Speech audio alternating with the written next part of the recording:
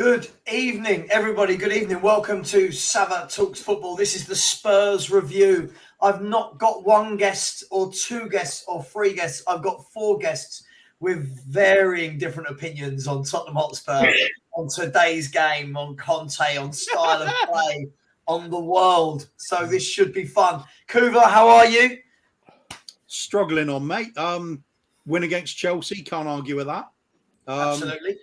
Might not have been the greatest game in the world, but some would. 2-0 win. Some would argue with it. Some people are arguing with it. we haven't even started. Beats losing to them anyway, doesn't it? Haven't even started. Swiftly moving on. Pete, how are you doing, mate? You good? Yeah, I'm good, lads. How are we doing? It's always good to beat them tossers. Why was it? It was a shit game, wasn't it? I'll come to Shawnee last, don't worry. David, the Irish Hotspur, how are you, my man? You good? I'm absolutely buzzing. I mean, I love winning. You know, I don't care how it comes. As long as we win, that's all that matters. And especially against them flower enthusiasts over there. You know, I bet they're wishing they had tickets to the Chelsea Flower Show this week. Come on. And Shawnee, you love today. How are you, mate? You good? I'm good. Yeah, I'm good. I don't understand why anyone would take, like, if you've got a moment, if you've got a problem with anything about Tottenham Hotspur, why choose to take the moment within the first 45 minutes after beating the team that you never beat, a team that's got a 100% record against Tottenham at their new stadium, and still fucking moan? Like, if you can't find a reason to celebrate and be excited after today, then I don't know what's wrong with you. It wasn't a perfect performance, but no performance ever is. I thought today was one of the better performances of our season, certainly one of the best result of our season. There's no reason to be moaning, but people are still fucking moaning, Savva, and I don't understand it, mate. I don't get it. Like, why? It's a good day. Everyone should be happy. Not everyone can be happy, I guess. Well, let's get into it. Every breath of fresh air is welcome while you're drowning. We ain't drowning, bro. We're fourth in the Premier League. We're in the FA Cup last 16. We're in the Champions League last 16. We ain't drowning. Let me start the show at least, guys. Let me start the show, right? Let's start the show.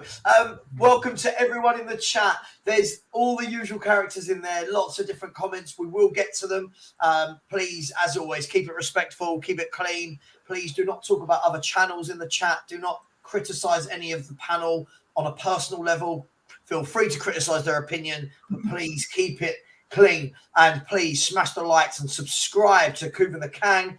Subscribe to the Irish Hotspur, subscribe to Spurs Talk Show, and please keep subscribing to Savva Talks Football. I'm now 150 away from 3,500, so slowly but surely trying to catch up with these other characters in the panel. Look, let's start. Kuva, we'll get into the score and how he played in a minute, all that good stuff. But when the team sheet was announced, the same as last week, any surprises for you? Was it always going to be the same as what beat West Ham? What did you make of it? Yeah, I think Stellini's sort of quite happy with it, with that sort of. I wonder how much discussion he has with Conte about exactly who's going to get picked, or whether he's saying, perhaps I'll do this to Conte, and Conte sort of like, yeah, whatever. I'm putting my feet up and having a few wines. It was nothing too surprising, was it? I mean, Højbjerg there is bound to be there. He wasn't going to pick Sarr and Skip as a very young duo unless he has to. Sure. I think Richarlison's got to be worth a go because Sonny's been so out of form. He put in a good shift today. Not spectacular player, but my God, did he get through a lot of work, and he added to our forward play, certainly. I think it was much the same as last time. There's no real surprises with the management there, really, is there? You can be fairly much on the money with guessing team selections and lineups and the tactics even. Same as. Okay, excellent. Pete, don't worry, I know when we're going to get some fire going, but Pete, Holman's son not in the starting lineup after scoring last week. There was lots of talk before the game as to will he, won't he? Did that surprise you at all? Yeah, actually it did. Actually, I thought he might, after scoring last week, I thought he might start again. I thought it'd be back to normal, but I'm quite pleased that he didn't, just for the fact that it's not a case of you score and everything's all forgotten, how you've been performing all season. So I think that's shows a bit of backbone there for once for that. I don't think Carlson was that great. I think we run around a lot and tenacious as anything, but in terms of quality, leaves a lot to be desired. But I suppose at the moment, is there a big drop off between him and Son? Not really, because the way Son is playing. If a fully peaked Son, then yeah, there's a huge drop off. But the Son we've got at the moment, not really. So fair play to them. They stuck to their guns. Yeah, I mean, David, I thought it was quite a slow start from us today. Chelsea looked like they I wouldn't say they came out and hit us at 100 miles per hour, but they looked like they had a bit of purpose. They kept the ball moving well without really troubling us. Was it a typical Tottenham start? Because we have very much become this kind of second half team. Is that how you felt about the game today? Yeah, look, I was actually saying on the watch along earlier on with Shawnee and that I was saying, I think, if we can get this into 0-0 or survive the first 30 minutes, I think, with us being a second half team, I think we'll go on to win the game. And it turned out to be that way today. Look, I think starting slow in the first half, I think we're literally all about, keeping the opposition at bay, letting them sort of run themselves out a little. And then, hopefully the idea is to keep yourself in the game and then go at them and take it at them in the second half. But look, these slow starts, I think, are going to set to continue. When you look at the lineup that we picked, it was, ironically enough, Conte's been criticised for being very defensive, but we've picked a lot more defensive players than we usually pick, but we look a lot better. And that whole reason why is because we're now solid at the back, 2 clean sheets, something I've been banging on about all season. It's the springboard for you to go and win because we create chances, we score goals. And look, Ben Davies in at left wing back, he's been a huge plus. There's not as much coming down that left-hand side as there was with Langley on the left side. You look at the right side with Emerson and Romero, the two of them have found some sort of partnership. Højbjerg and Skip were absolutely immense today. But I think when I look at it, I think, we started off slow, but I think from 30 minutes onward, we looked the better team, if you want me to be brutally honest. Yep. No, listen, I'm not saying anything about that at the moment. I'll chip in a minute, as you know. Sean, you were very excited after we won the game, 2-0. We beat Chelsea. We've not beaten them for, I believe, 11 games now. How good a performance was it, Sean? A very good one. I'm a little bit concerned as to why Dave has to finish his positive reflection with if I'm brutally honest, as in he's expecting to have some kind of contradiction, some kind of negative competition for the opinion. Dave, you're spot on, mate. It was a brilliant performance. The first 25 minutes was open. Tottenham we were combative. We were playing against a team that on paper, their team, their forwards, their midfield, their defense, their substitutions, everything about that squad on paper is superior to Tottenham's. Their form against Tottenham is superior. I know that their form against everybody else this season is a bit wishy-washy, but this was a game that was more than a banana skin. It was a giant inflatable tube of a slippery issue. And to me, we went in, most people were, listen, if you were confident going in, then I don't know where you got your confidence from. If you were wary going in, then it was because of the history. And Tottenham stepped up today. And I don't know why we have to sit there and even I know I've been on the WhatsApp group with you before the show started, so I know how the three of you above me feel, right? I know that you're going to sit there and try and pour cold water over the performance. I thought it was excellent. Don't change your no. Put yourself back on top. Put yourself back on top, bro. It's a night to celebrate. I'll let you guys know. Go with you, David. It's a night to celebrate. We've got a perfect outcome. The weekend's been a shit show for every other team, right? We can't even argue that Newcastle United have now become one of the teams that have won a trophy before us. Everything's gone well. We should be all happy, but I imagine that there's going to be some level of negativity or scorn poured over this, and I wonder why. Because I think that today was a brilliant effort. I thought it was great. Well, let's see if we can pour some negatives. No, just joking. Look, Uber, I'll come to you. George Rappis with the super chat. Thank you, my man. Just so you know, just so everyone else knows, I have said that any super chats from yesterday right the way through to next Saturday at midday when the 24-hour live charity stream ends, every single super chat, every single video, playback money, revenue I make on YouTube will go into the Qatar. I murdered that one, haven't I? We'll go into the Turkey. We'll go into the Turkey-Syria earthquake appeal. So if you do want to get a super chat in, please know it will not be coming to me. It will be going to charity. 24-hour live stream starting next Friday. Lots of different characters. Everyone you see on the screen here will appear at some point, I'm sure. So please, if you would like to, please do that and please subscribe. George saying, great panel tonight. Felt so good to finally beat Chelsea. It does. And Kuva, let's move on from Sean's point then. Sean is predicting some negativity. Kuva, was it a brilliant performance? Because this is where I think obviously Sean and I had the back and forth in the WhatsApp group was I thought it was a good performance. I thought we were good from a defensive standpoint. I thought we worked unbelievably hard. We tried to battle for every single ball. We were getting stuck into them. I didn't think there was a lot going forward, if I'm really honest. I didn't think it was brilliant from that point. But where do you stand on it? Was it brilliant? Nah, not brilliant. It was solid. It was just better than what Chelsea could do. There was never looked like we were really going to crumble it, except for perhaps the beginning, 10 minutes or something. Chelsea was stroking the ball around really well, looking good. I got a little bit worried about it then. But after that, it was a first half in particular. Yet again, game of two halves for us. That first half was pretty bad to watch. It was a case of them trying to play the football and we were winning the battle. So it was sort of cancelling each other out in that respect. I mean, Skippy and Højbjerg were outstanding in the middle, but not really from sort of creating anything point of view. They were just those solid defensive midfielders doing a great job at it, slamming into tackles, winning some crunching tackles, especially Skippy. I think it was him right at the end, just as the whistle went, and he just crashed into yet another tackle. The ball went flying up in the air somewhere. I thought it summed up his performance. Combative was the correct word for him. That is definitely his strength. Let me just say, Kuma, I actually haven't given a single opinion yet on this show in 14 minutes, and I'm still getting. I haven't said anything. I literally haven't given my opinion on anything. Sorry, Kuma, as you were. Sorry, mate. No problem.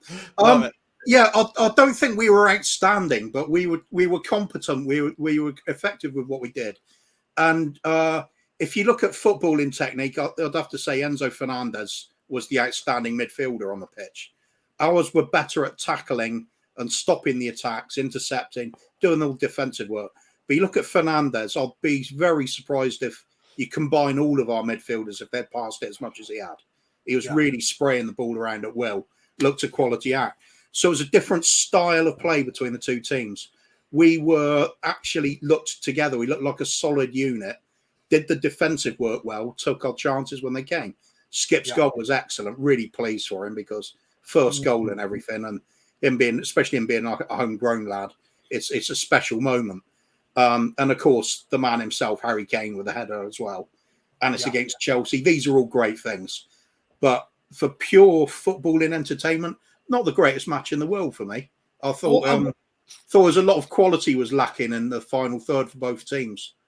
What I would say to Kuva that just remember, take yourself back to when we had the 3 games against them last year, the 2 cup games and the league game in very close proximity.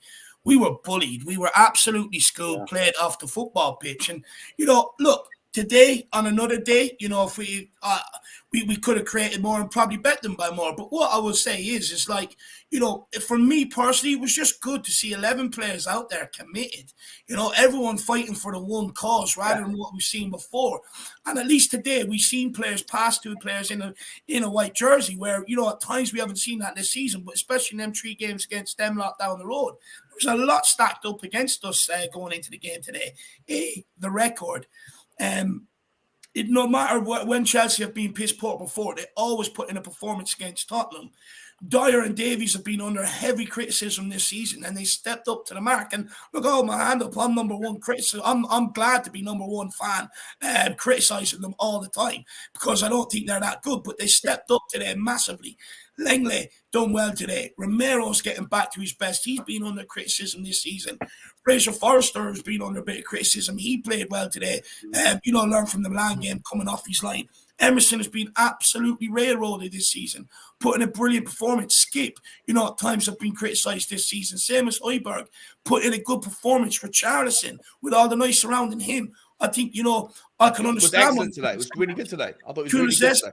Kane, I thought, there's a lot of things to come out to be happy about, to be positive about that weren't there last year. And like I said, the main thing for me is that you've got 11 players out there committed for the cause and wanting to try and play football and try and win a football game compared to where we were in them 3 games under last season. I think it was January or February them games came in. And Dave, in order to have like a commanding performance, you don't need to necessarily dominate the entire game, right? I don't think that there was both teams today. I thought Chelsea played well for parts of the game. I thought they didn't make any howlers. They weren't awful. It was a combative game. When 2 teams play to a decent standard, you can still get the situation where neither team dominates the other, but both teams play well. But Tottenham came out on top. I didn't think Chelsea were particularly bad today. I thought João Felix was pretty good. I thought Raheem Sterling was very good down the left-hand side.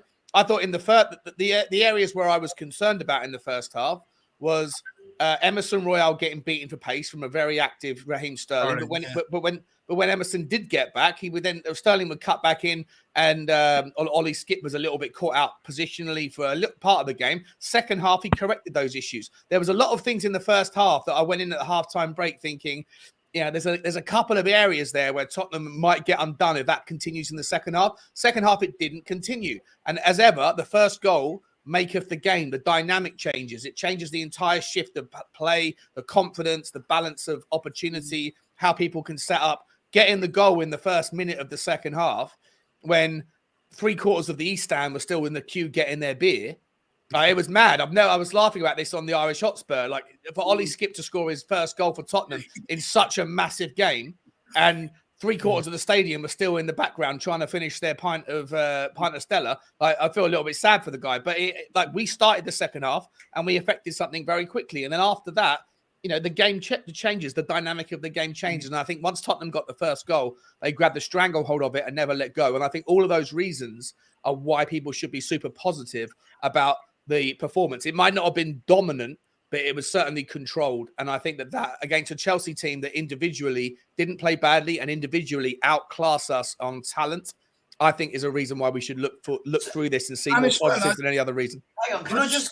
Yeah, sorry, go on, Dave. Go on, Dave. No, I just wanted to add just quickly as well. Look, we've got to be realistic with what we've got right now and where we are. We're not going to play this amazing football. We don't have technical players from 1 right through to 11. So for what we've got right now, it's as good as we could have asked for, in my opinion.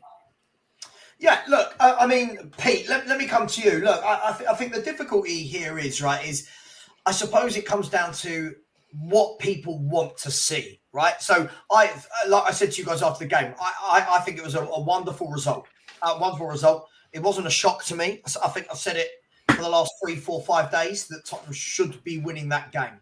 Yes, Chelsea have got some wonderful talent, but in terms of where Chelsea are as a club right now, if ever the word transition was going to be used properly or rebuild, that is Chelsea Football Club right now. So I fully expected us to win, Pete, and I said so before the game, during the game, whatever. For me, and this is where people can jump on my backs now for my opinion, right? Not before I've given it. I thought, again, it was a very poor, lackluster first half. I thought we did nothing. Apart from the Højbjerg shot, which hit the post, I thought, again, we looked painful. If I'm honest, I thought we looked painful. Chelsea had a lot of the ball. For me, I think, again, luckily, we've come up against a team that have 0 goal threat. And I think that, for me, was why I was never worried. What do you make of all that, Pete? Because I don't want to go too deep because people get really, really pissed off. But what do you make of everything I've just said there, Pete?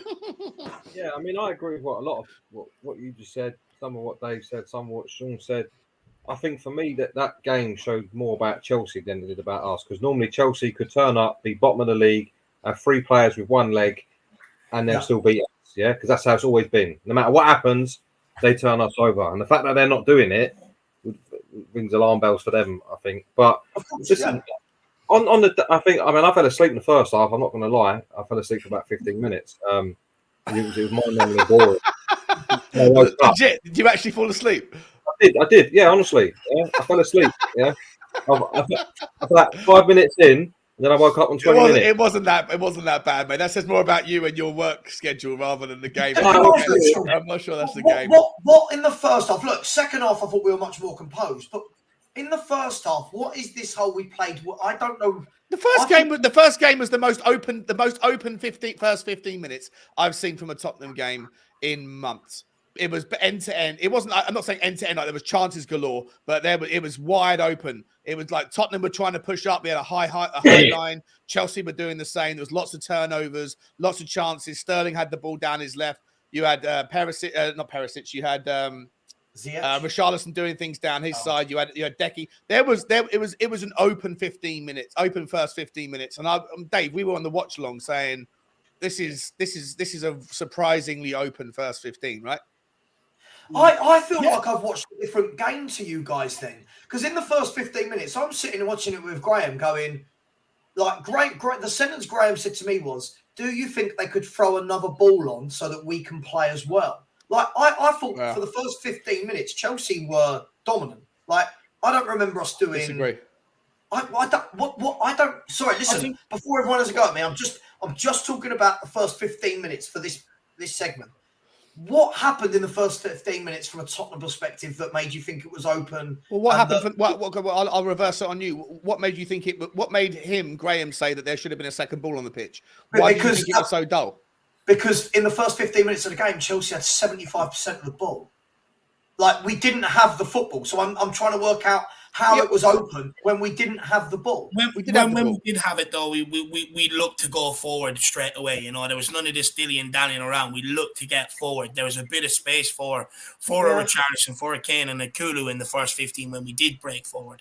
But did we do anything? I don't remember. Sorry, anyone else jump in? I didn't get to finish what I'm saying yet. Yeah, sorry, Pete. Go on, Pete. Go on, sorry, mate. I mean, not when we talk about the first 15 minutes, I was asleep. Yeah. But after that, when I woke up and I watched the rest of that half, and I thought I should have stayed asleep.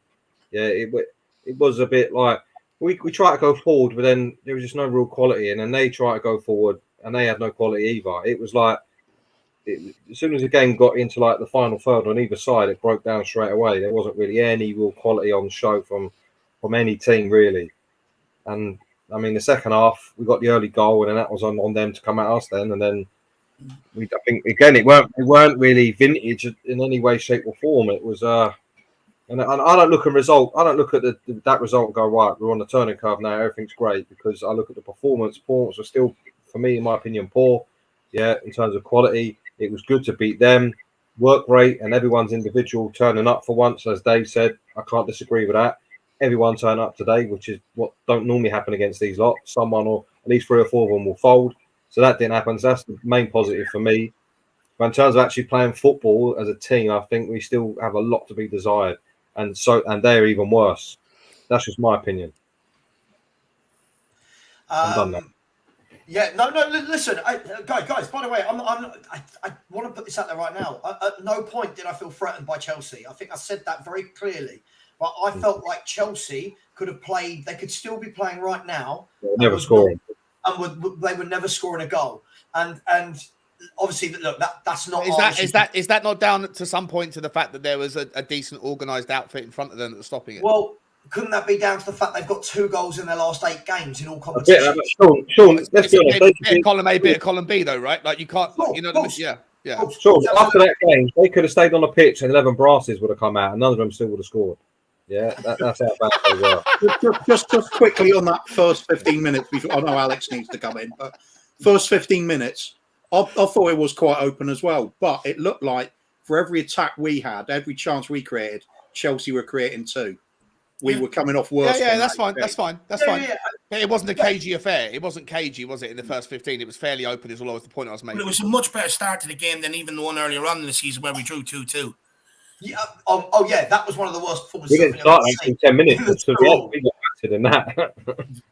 Yeah, I mean, but David, I don't know if you agree, and I'll come to you in a second, Alex. I don't know if you agree, David, but I literally, I said this before the game, I've said it all week. I'm not claiming to be some sort of, Nostradamus, but I just felt that Chelsea were never going to have anything to hurt us. Like, they literally, the days of having a Drogba up top that destroys us and bullies centre-backs, I felt like this was going to be a very comfortable game for our back line, and they did their jobs well. I'm not knocking that at all, by the way, right?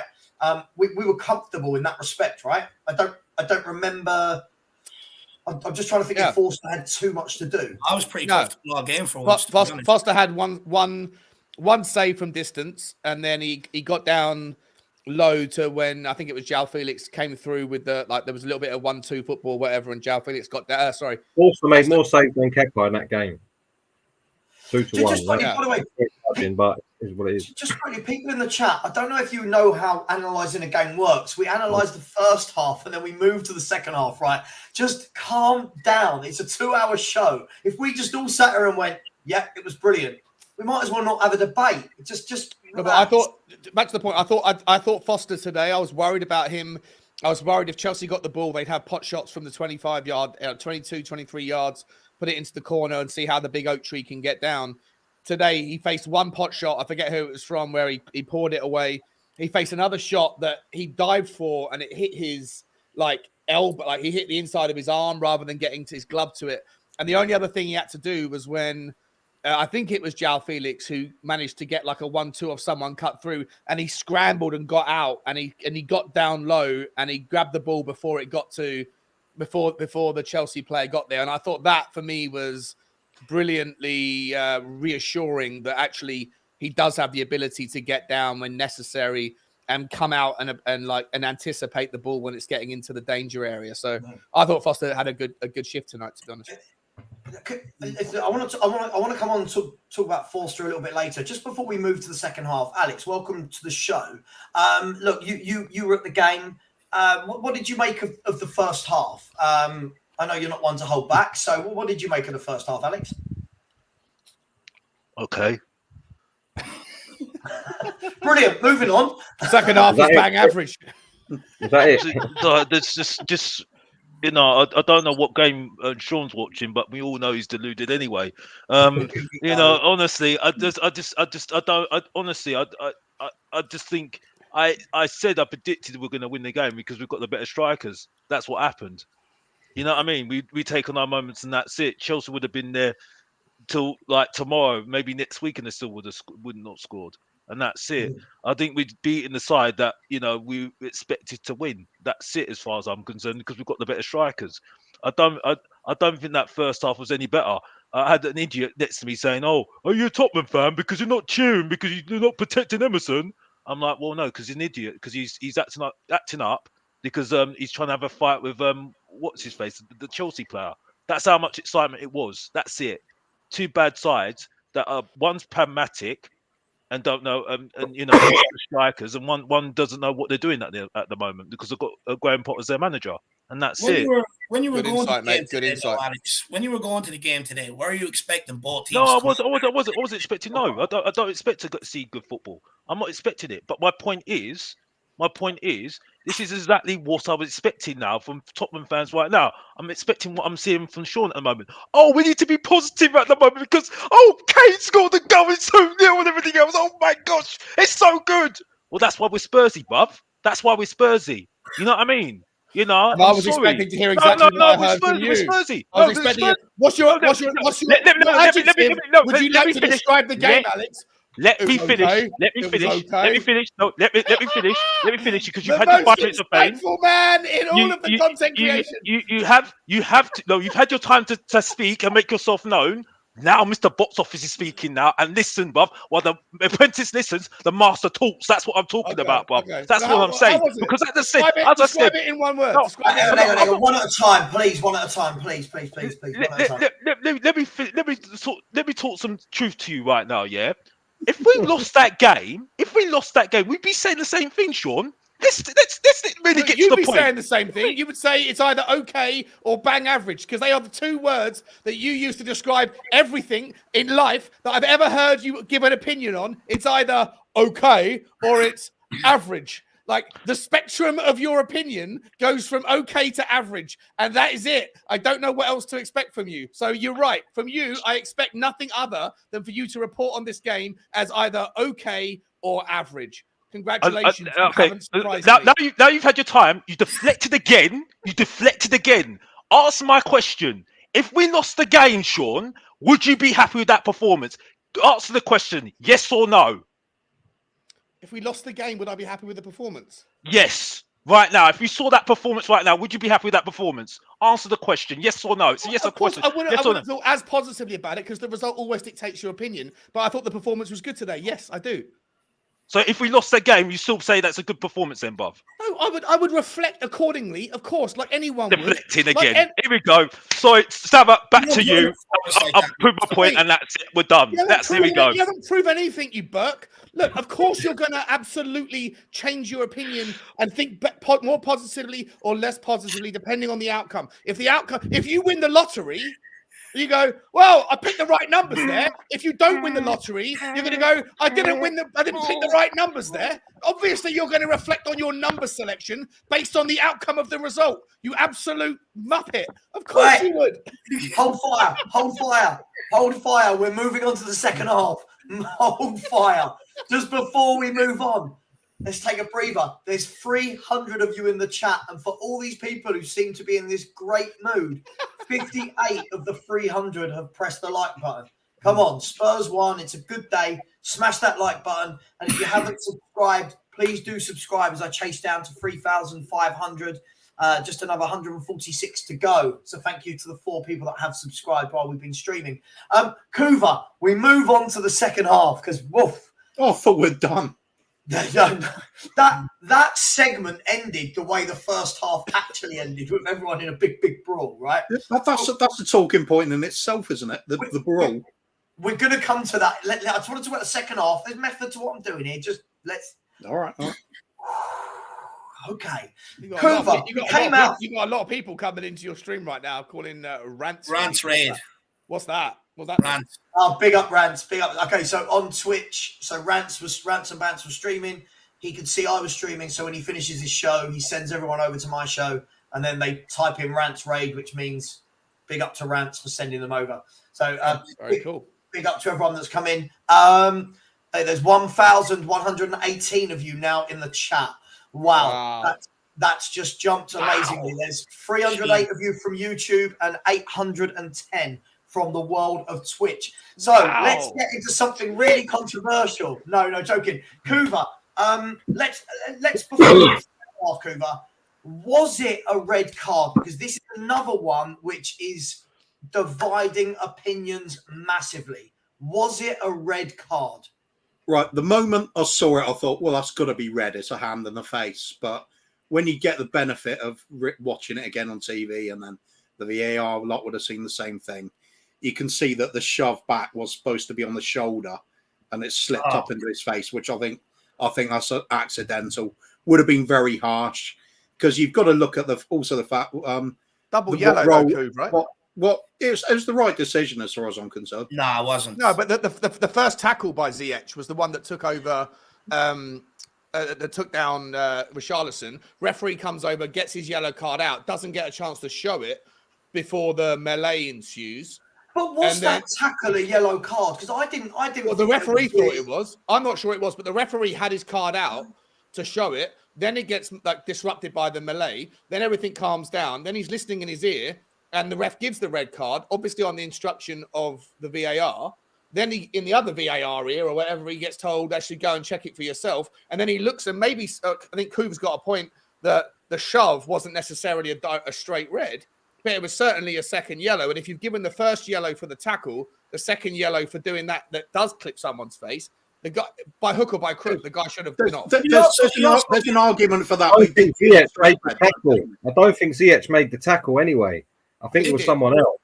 Sure. I think he can't get booked for that. He was booked for the slap. I'm sure it was someone else who made the tackle. I don't think it was. I thought it was Ziyech. Maybe I'm wrong. No, if I'm wrong. Then fair enough. He gave Emerson a yellow for a push as well. So on that basis, then Ziyech gets a yellow, which makes it a double yellow, which makes it a red card. Yeah, that just means no barking. Huh? That just means no barking, mate. No. It's a red card. Yeah, you're right. Sorry, you're right. I'm pretty sure it was Kai Havertz. Sorry, I'll retract it. Ziyech was already on yellow. Ziyech was already on yellow at the time. He wasn't. Listen, Royal was an embarrassment. He comes over, gives it large, nuts, bounces the geezer in the back, gets a little tap, and then rolls around on the ground. For me, that is an embarrassment. I'd have booked him for that alone. If you're going to come over and start getting lemon and give it large, then don't start rolling around if you get a little tickle on your chin. Yeah, that was an absolute embarrassment. Yeah, I mean, just quickly, before I come to you, David, on this, please, everybody, please smash the like button. Please subscribe if you haven't already. I'm also doing a 24-hour, so I won't apologise for this either. I'm going to plug 24-hour live stream on Friday at 12 p.m. So if you would like to donate any super chats, all of the money from now until next Saturday at 12 p.m., all of the super chat money does go to the Turkey and Syria earthquake appeal. So please do that. Please subscribe if you haven't already. David, was it a red card? Was that a massive example of just how bad VAR has made football? Oh, look, first of all, VAR is a joke, kid. I'll get onto that in a minute. But look, the red card, look, I think it is a red. When you put your arm out like that, it's the intent's there. And in the modern game, it's a red card. Look, I don't agree with it. I don't like the roll around that they do nowadays and everything else. But for me, it's a red card. It only ever gets overturned, something like that, in a Tottenham game. I'm absolutely pissed off with it. Just like last week was a penalty, but they're trying to claim that your man was falling down when he wasn't. It's an absolute joke. We've been shafted by decisions, for so long with VAR. Even when Harry Kane was adjudged to be offside against Southampton, which he wasn't, them points would have came in handy when that happened. Look, VAR, my whole problem was it was brought in to eliminate human error. But it's humans using it anyway, and it's their interpretation of the law. So it's still going to have human error. And me, I don't like it one bit, to be honest with you. I think it's killing the game. Seeing these double celebrations happen, it winds me up. I wanted to go back to just referees the way it was. I agree with you on the VAR stuff. But David, can I just ask, because the more I watch back the shove, if we're going to call it that, the push, the slap, whatever, I feel like he pushed his shoulder, but his hand has slipped through, tapped him on the face. Emerson's gone, I can't stand it when him and Romero did that today. Don't get me wrong, Chelsea players did as well, but I don't support them. He went down like he's been shot in the face. And then it's the whole, oh my God, it's a red card. He's punched him. For me, I just thought it was book the move on. Let's just play the game. But instead, we've got this massive 5 minutes. It was nearly 5 minutes to sort out that whole situation. It's embarrassing. It was the best entertainment of the first half, to be honest. Yeah. Do you know what the most stupid thing about that, from the ref's point of view, was you had the tackle and everything else. Then that happened, and then he dealt with that last. That was the easiest decision to make. If he generally thought that was a red card, he should have just gone, well, there you go, because that happened right in front of him there and then. Send him off, fuck him off, and then deal with the next two that you were booking for. The fact that he dealt with the other two first, went all the way around the pitch, half hour thinking about it, to only give him a red, to then be told, hang on a minute, you might want to look at that. The difference is, listen, if I got the thing wrong, it was Havertz versus Ziyech, whatever, fair play. But he spent 5 minutes dealing with other stuff. He was clearly listening in his ear. Then he gave the red card, and then subsequently he's then heard something else saying, actually, even though we've just clearly instructed you to give the red card, actually, after you've given it, actually makes, rather than us looking bad. Because there's no transparency in it. There's no But what I can't work out is, if he was so sure that was a red card, that was obviously his easiest decision out of the ones he were going to make then and there. That happened then and there. I don't think the ref saw the first one because he wasn't. I think his back was to the initial. No, he had right in front of him. He didn't see the shove in the back, but he saw when he lashed out with his arm. And then what I'm saying is, though, that's happened right in front of you. That's if you think that's a red card as a ref, you deal with that straight away. Right, that's a red. And then I'll go back to what I was originally going to do. Didn't he need to confer with the linesman first about that one? I don't know what he was confirming He confirmed about. about something, didn't he? You're right. Yeah, cool. You're right. He confirmed. It's an embarrassment that he's done that. Had a word with the linesman, took 5 minutes to think about it, then decide not go. Hang on a minute, before I do this, do I need to have a look at that again? Ask the VAR to be told to give the red, and then go. Well, actually, no, it ain't a red. It was an embarrassment. And that just goes to show how they've cocked this up. They can't make it any more stupid than what they did there. It was an absolute joke. And no other league do you see it that stupid. I'm sorry. Only in this league do you see them cock it up. Can I make a suggestion, guys? I'm making the suggestion to you guys as though we've got any power to do anything about this. But what I don't understand is two things. First of all, when they introduced VAR, we were told it was for anything that was clear and obvious, right? But yet we're having decisions that take 5 minutes to make. And if they take 5 minutes to make, it can't be clear and obvious. If you have to look at a video 10, 15, it is not clear and obvious. Second of all, if something has happened in a game and the ref gets a little voice saying, not like his inner voice, somebody at VAR saying something's happened, why don't they just send him immediately to look at the screen? 20 seconds later, we got a decision. Why does he have to stand there doing this for 2-3 minutes just for them to go and look at the screen, just for him to go and look at the screen that he could have done in the first place? Has anyone got any idea why all of this needs to happen? Drama. It must escalates the drama, doesn't it? It must be, Kuva, because it's like it makes no sense, does it? It's like, who's reffing the game these days? Is it the linesman? Is it VAR? Is it the ref? Who is reffing? But it's getting that bad, though, that, years ago when you're like, Tottenham v Chelsea, grand. But now everyone's looking to see who the referee is. They're getting notoriety and it's wrong. They should just be the guy in the middle that's, bringing fairness to the game. That's all he should be. They shouldn't be getting all this attention that they're getting. You shouldn't be looking to see who the ref is. What's your stats with this referee in charge? Where's he fucked up in the past? And the whole thing was to make refereeing easier, to take the burden off them because of a couple of decisions here or there every season that maybe went wrong. But now it feels like they're making more mistakes than ever, and that the calls are unfair and unjustly more now than ever before. Yeah. Maybe it's the Mickey Flanagan directive, the Cockney comic. He's off, but is he off? Off. It all felt. Listen, at the end of the day, he stayed on. And guys, we came out second half, Kuva. We came out second half, and literally, as Sean was saying before, people had even come back from having their beer and their £94 sausage roll or whatever. Skippy's hit an unbelievable shot, which it was a great shot for me. I think that a top keeper saves that, but doesn't matter. Went in. From then on, what are you thinking? Are you thinking second half FC is back, or are you thinking Chelsea could still come into it? What was your immediate thought? There we go for me. Yeah, for you. Your name's Kuva. Yeah. All right, I'll take in my time, just like Spurs do. Another 45 minutes. As soon as the goal went, I'll get back to you on the turn of the hour. Yeah. It's the same thing we've seen so often this season, though, isn't it? The second half turnaround. As soon as that goal flew in, I think it's a case of it happened so soon after the restart. He caught the goalkeeper a bit cold, a bit flat-footed. He wasn't quite set in his mindset because he did get his hand to it, didn't he? But it was like a really sort of little pansy little Barbie hand, wasn't it? It was like a little plastic dolly hand to it. Couldn't keep it out. So let's have a laugh at him for that because our tree at the back would have got that. It just sort of fell into place. We've seen it so many times. Seen it against West Ham as well. So the goal turning everything. We're thinking we're getting a dire sort of performance, and then it all swings around. Typical Spurs this season, except for we did not look like we were going to concede.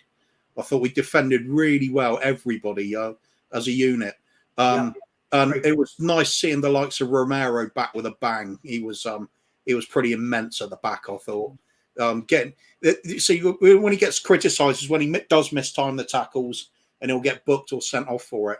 But when he's on it, it makes such a difference. Some of those players are shit scared of going near him. They know they're going to get hurt. Skippy and Højbjerg were doing the same thing. Yeah, it was just the turnaround, wasn't it? It was more exerting ourselves. But the goal itself, it's a little bit out of nowhere, wasn't it? I mean, just after the restart, nobody had really settled into a rhythm at that point. As Sean said earlier, quite rightly, goals do turn games. That's the whole mindset of both teams changes at that point. They could no longer sort of sit back and be so patient constantly. They've got to go for it a bit more and find a way to score a goal, which they struggle with.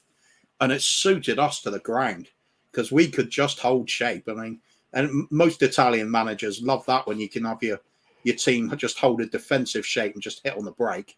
Lovely. Easy to plan out that one. And Italian assistant managers as well, yeah. Absolutely. Cellini ball is born.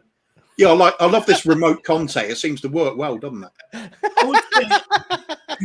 I would say though that look, I think although Skippy's goal was fortunate, I think saying goals you make your own looking football. I think the fact that we scrapped for absolutely everything. That was the result of where the goal came from being scrapping, fighting, and the ball. Well, how was it fortunate? Sorry. Well, look, Emerson's effort. Kepa should have caught it cleanly. He didn't. He fumbled it, and they cleared it. Skip. Look, 9 times out of 10, when you come in the side of someone like that, you don't usually get the ball that bounces that lucky your way. Oh, he bodied him. He bodied the Chelsea player to get that ball out of the way. But sometimes the ball doesn't fall for you like that. You know what I mean? It's because we made it so scrappy and everyone was in out there and getting it, and Skip was scrapping. The ball fell from him, and I mean, he absolutely struck it cleanly. Fair play to the kid. First goal, a buzzing for him. Yeah, look, I completely know what you mean. My first thought was when that shot came in, I thought, oh, God, he's made a howler here. And I thought somebody was going to turn it in, but their defender got it, cleared it, and then Skippy hits a shot. I'll be honest, I'll be really disappointed if the Spurs keeper hadn't saved that. But it goes in, and I thought then for the next 10 minutes, I thought it looked like we might go and get a second. I thought for the next 10 minutes, Chelsea just kind of didn't. They wrestled possession back, but not for about 10 minutes. But we didn't manage to get it, Pete, did we? We didn't manage to get a second. And then Chelsea did wrestle the game back, but we did manage that really well, didn't we? Like lots of the ball, Chelsea, but no openings, no real way of getting in behind us, nothing created. No, I was hoping that once that goal went in, that would open the game up and we'd start getting a proper game on our hands. But to be fair, we made sure that didn't happen. We didn't give them the chance to get any momentum. Any time they come up, they got snuffed out. Yeah, and we were just happy to just sit and contain them and then hit them whenever we got the chance. So it was, I suppose, in that respect, it was professional. Just okay, come on then, see what you got. Because I think they'd worked out by that time that these lot ain't scoring. So let's just don't do nothing stupid. Eric Dier, don't do nothing stupid. Romero, don't get sent off or anything like that. And then, because when it started getting a bit ratty, I thought, here we go. He's coming in a minute from 50 yard, run up the pitch, 2 foot someone. But to be fair, he didn't. And we just managed them well. It was a professional second half, I suppose. And then once we got the second, it was game over. Yeah. It was happy Christmas. But fair play to him for that. I said that, I suppose if you're a Chelsea fan, you're disappointed that after that you didn't have a go. But I'm not a Chelsea fan, so couldn't give a shit. As far as I was concerned, that we didn't give them any chance to sort of build up any momentum. We just went every time they came forward, snuffed out, and we'll have that ball good, back. Right? Which is good. Reasons to be cheerful. We have the I agree. We managed that game, second half well. Reasons to celebrate. Reasons to be cheerful. Well, it's something positive, and it's like I'm not going to do the conga over it, but I was like, okay, that was good, yeah. But you've got to remember, this is Chelsea who lost to Southampton last week, who were back in the league, so you got to put it into perspective. Same team that we had, the same team that got 100% record against Tottenham. Hang on, but Sean, Pete, sorry, I'll focus on you two because you're having that debate. This sums it up, and this is why I said we'd win the game before. This is a Chelsea team that have scored 6 Premier League goals since November the 2nd. Right? This is why, listen, I'm not knocking it. I thought we defended well. I thought we played well. But at the same time, I felt like we could have had our under-18 defenders out there today because Chelsea don't look like... Sean, they don't. Who looks like scoring for Chelsea ever at the moment? Savva, the main event needs to speak. They spent 700 million quid, and until today... Hang on, that number goes up every time somebody wants to make a point about Chelsea. Whatever. Soon it will be... They spent £4 billion. They have a £1 billion squad. They have a £1 billion squad all day long, right? All day long, they have a £1 billion squad. Right. Not just what they spent, but what they had before. Right. And until today, every time Eric Dier steps on the pitch, every time someone talks about Eric Dier, it's this guy. Like all week, Eric Dier's getting a new contract. Every Tottenham fan is going through them. Everyone's putting their hair out saying this guy is a fucking joke. It's a disgrace. Daniel Levy. Today he was excellent. Today he did his job. I don't want him getting a new contract. No, but fine. All I'm saying is let's just call a spade a spade. Let's celebrate the small victories and acknowledge that today our defence did a good job. Romero was excellent. Dier was excellent. Longley wasn't excellent. I just said it because I'll be honest. I'm sorry. My animation isn't aimed at you, Pete. It's aimed at anyone that is still finding reasons to be negative after a 2-0 against our biggest bogey team in the Premier League. Today is a day to celebrate. When we saw that stat, 2 goals, 6 goals since November, everyone in this chat, I won't care what anyone's saying, is thinking, Dr. Tottenham will see you next. Yeah, that's what you're thinking. Exactly. And it didn't happen. So It didn't happen. I'll take a lot of positive in that. It didn't happen because that was definitely. Normally, Spurs give the prescriptions out for that. Yeah, we'll do that out for you today. Good day. Good day. The main event needs to speak. Now, can I just say, just before I do come to you, Alex, can I just say, right? I've got people are saying that Chelsea couldn't score against us, Man City couldn't score against us, but yet all of us, our collective fan base, keep saying that every excuse when we don't play well or don't win is our defence. You see where I'm going with this? There's got to be some middle ground, right? If when we don't win a game, it's our defence. Like David, I'll look at you on this one, my friend. You like when we lose to Villa, how can we do it with our defence? Yeah. But then you beat Chelsea, you beat Man City without conceding. It shows that we can defend with some organisation. Right? Sorry, Savva, I'll let you carry on, but let me just throw another stat in there. Before Leicester, 5 clean sheets in the previous 7 games with that same defence. We are capable defensively. But that same backline is also the reason why we're sitting there scrapping for top 4 and not further up the table. No, it's not. Well, there is that way of looking at it. But couldn't you look at that and say, well, should we be higher up the table than any of the 3 teams above us? I don't think we should. For me, no. I'm not. I said at the beginning of the season, you all know, you've all done streams with me for long enough now. I said in the summer, 4th. I think we've got the 4th best squad, right? I think we've got the 4th best squad. And the reason I say that is not overall, but our strikers outweigh our negatives so much. We've probably got the 10th best defence, the 12th best defence on paper and on form, probably the 2nd or 3rd best forwards. Right. Which is why I thought we would finish 4th. But my point in this is this isn't about who's right, who's wrong. I'm just trying to create debate before everyone in the chat goes mad. Of course. Surely there's got to be some balance, right? It can't be like if we lose to Sheffield United. I'm not saying we will, by the way. If we lose to Sheffield United, straight away people will go, it's not the Eric Dier's fault. Right. What do you expect, Savva? You've got Dier, you've got Davis, you've got Longley. They're all crap. Right? But hang on, Alex, hang on. But then when we win a game, it's look how well we defended. We snuffed them out. You see where I'm going with this, guys? Yeah, because you can play well from time to time as a unit. You know, you can keep clean sheets, but let's not sit here and let's not look. Credit to all that back line today. I think every single one of them played, out their skin. We done well. We kept a clean sheet, and that's what I want. I criticise them. Well, they did. Yes, they did. They were good. They were. Hang on. Yeah, the main event needs to speak. I'm going to bring in Alex right in a second. I'll let Dave finish, but hang on, Dave. Just quickly answer this for me. This is the most lackluster team I think I've seen all season in terms of they have no threat. I watched them against West Ham, played some nice football, no goal threat. I watched them against Dortmund, no goal threat. Southampton, no goal threat. So why is it when that no goal threat doesn't score against Spurs, we go, our defence, they were brilliant to a man. They did their job. They did their job. They dealt with what came their way. They don't usually do that. I know. They dealt with what came their way. They don't usually do that. And like, look, they played well today, but let's not sit here and forget about some of the And what I find embarrassing are schoolboy level mistakes that I've seen this season from a backline. The thing is, they played well today, but these guys have been up and down like yo-yos for a year, and that's not good enough. We need consistency at this football club. We need to do it on a consistent basis. Most games roll out there, everybody at it.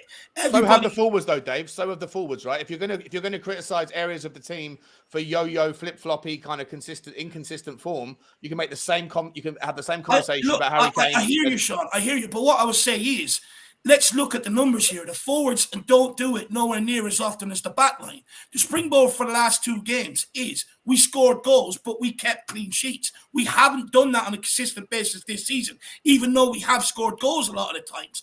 So the problem is still that back line and the consistencies of it. Today and West Ham, they perform well, but that's the way they need to be performing week in, week out.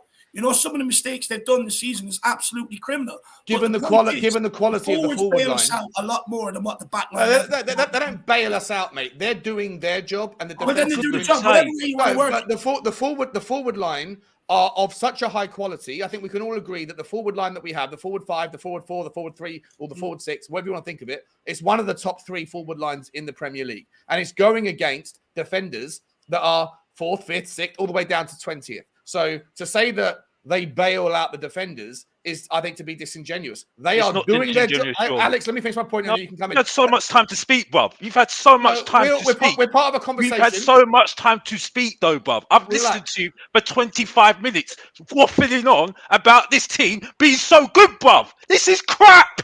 This is crap. I don't even know what you're talking about. You're chatting crap, bruv. How is that good? How is that good? You're telling me Dier's a fucking great defender. You're having a laugh. You having a laugh. What did I say? What are you watching, bruv? What are you watching? What are you watching? What are you watching, bruv? Wash your ears out, mate. No, you wash your ears out, bruv. What are you watching, bruv? I was sitting there in the cold watching that crap, bruv. You just won. No, bruv. No, Savva. It's called football. It's called football, bruv. It's called football for a reason. Because when I have listened to this football for 25 minutes, bruv, I'm sorry. I'm gonna unleash Mr. Box Office is unleashing, bruv, on this guy, bruv, because he's talking rubbish, bruv. I'm sorry. I'm not. West Ham, we're bang average against a bang average West Ham side. Bottom half of the table, bruv. And you're telling me to have a laugh about that, bruv? What are you talking about? What are you talking about? I'm sorry, Mr. Box Office needs some work. Nisha, that's it. We were okay. Get to know. That's it. I'm done. Sorry, back to you, we were average. We were okay, or we were average. Is that what you've got to say, Alex? Because you interrupted my point there. We were talking about forward lines. Is that what you had to say? Because you said the same thing you always say. We were either average or we were okay. We were average or we were okay. What was it? Today it was okay, or today was it average? What was it, mate? What was it? It was tactically good, and that's being kind. That is being kind. I'm sorry.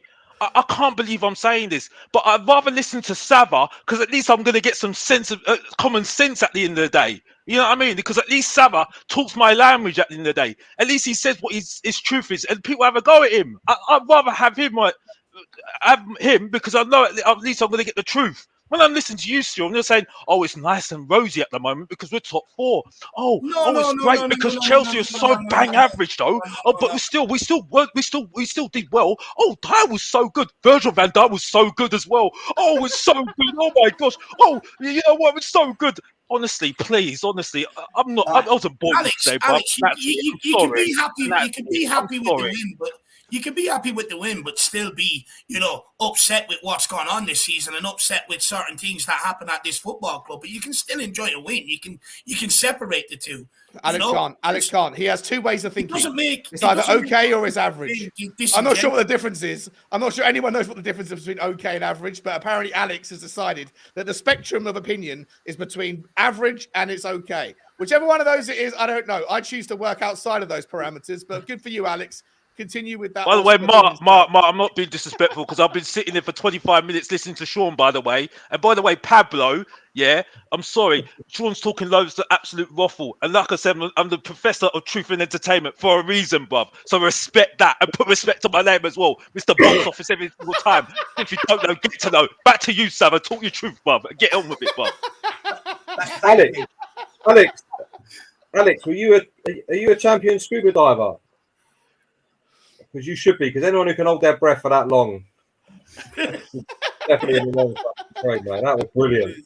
Anyway, just quickly, just to put a little bit of breath, fresh air in there, I'm going to put a link into the chat, which is for my charity appeal. Please go in. Please make a donation if you can, even if it's £1 or via a super chat. We have got a super chat in here. This money will go to the charity. It's from Emily Dunn. Welcome, Emily Dunn. Saying, great stream tonight, guys. Great debate. Even when we all argue or disagree from time to time, at least we can say we got the win today. And look, let's bring it back to that. Kuva, we did. We won the game, right? It's good. And the important thing for me, and what I said in my video this morning was this, that for me, and I stand by this, a win against Chelsea today not only takes away that kind of hoodoo of not being able to beat Chelsea. It doesn't matter what situation they're in at the moment. It's still, we've beaten Chelsea. It's probably knocked them out completely now of any dying hopes they would have had. It's put severe pressure on Liverpool now, even though they've got a couple of games in hand, that they're going to have to win 5, 6, 7 in a row. And what it's done more important than that, Kuve, is we are surely now the top 4 favourites, aren't we? Still a lot of football to be played, but it's looking good, isn't it? Yeah. Newcastle have gone off the boil. I think that's the most significant one of the lot.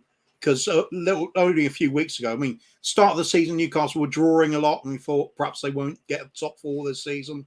Then they started putting the wins together and started looking really good for it.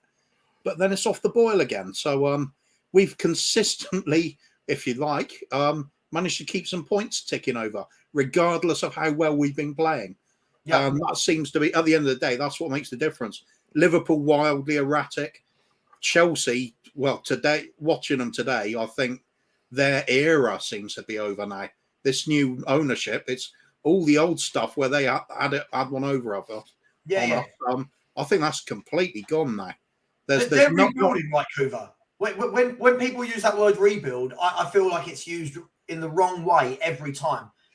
Chelsea are in a whatever you want to say, they're in a rebuild. Oh yeah, they've done all but knock the stadium down and start again, haven't they? This complete restart. Yeah, I'm totally not different. That, by the way, I'm not knocking that, Trevor. I'm not knocking that. I'm not trying to diminish our win.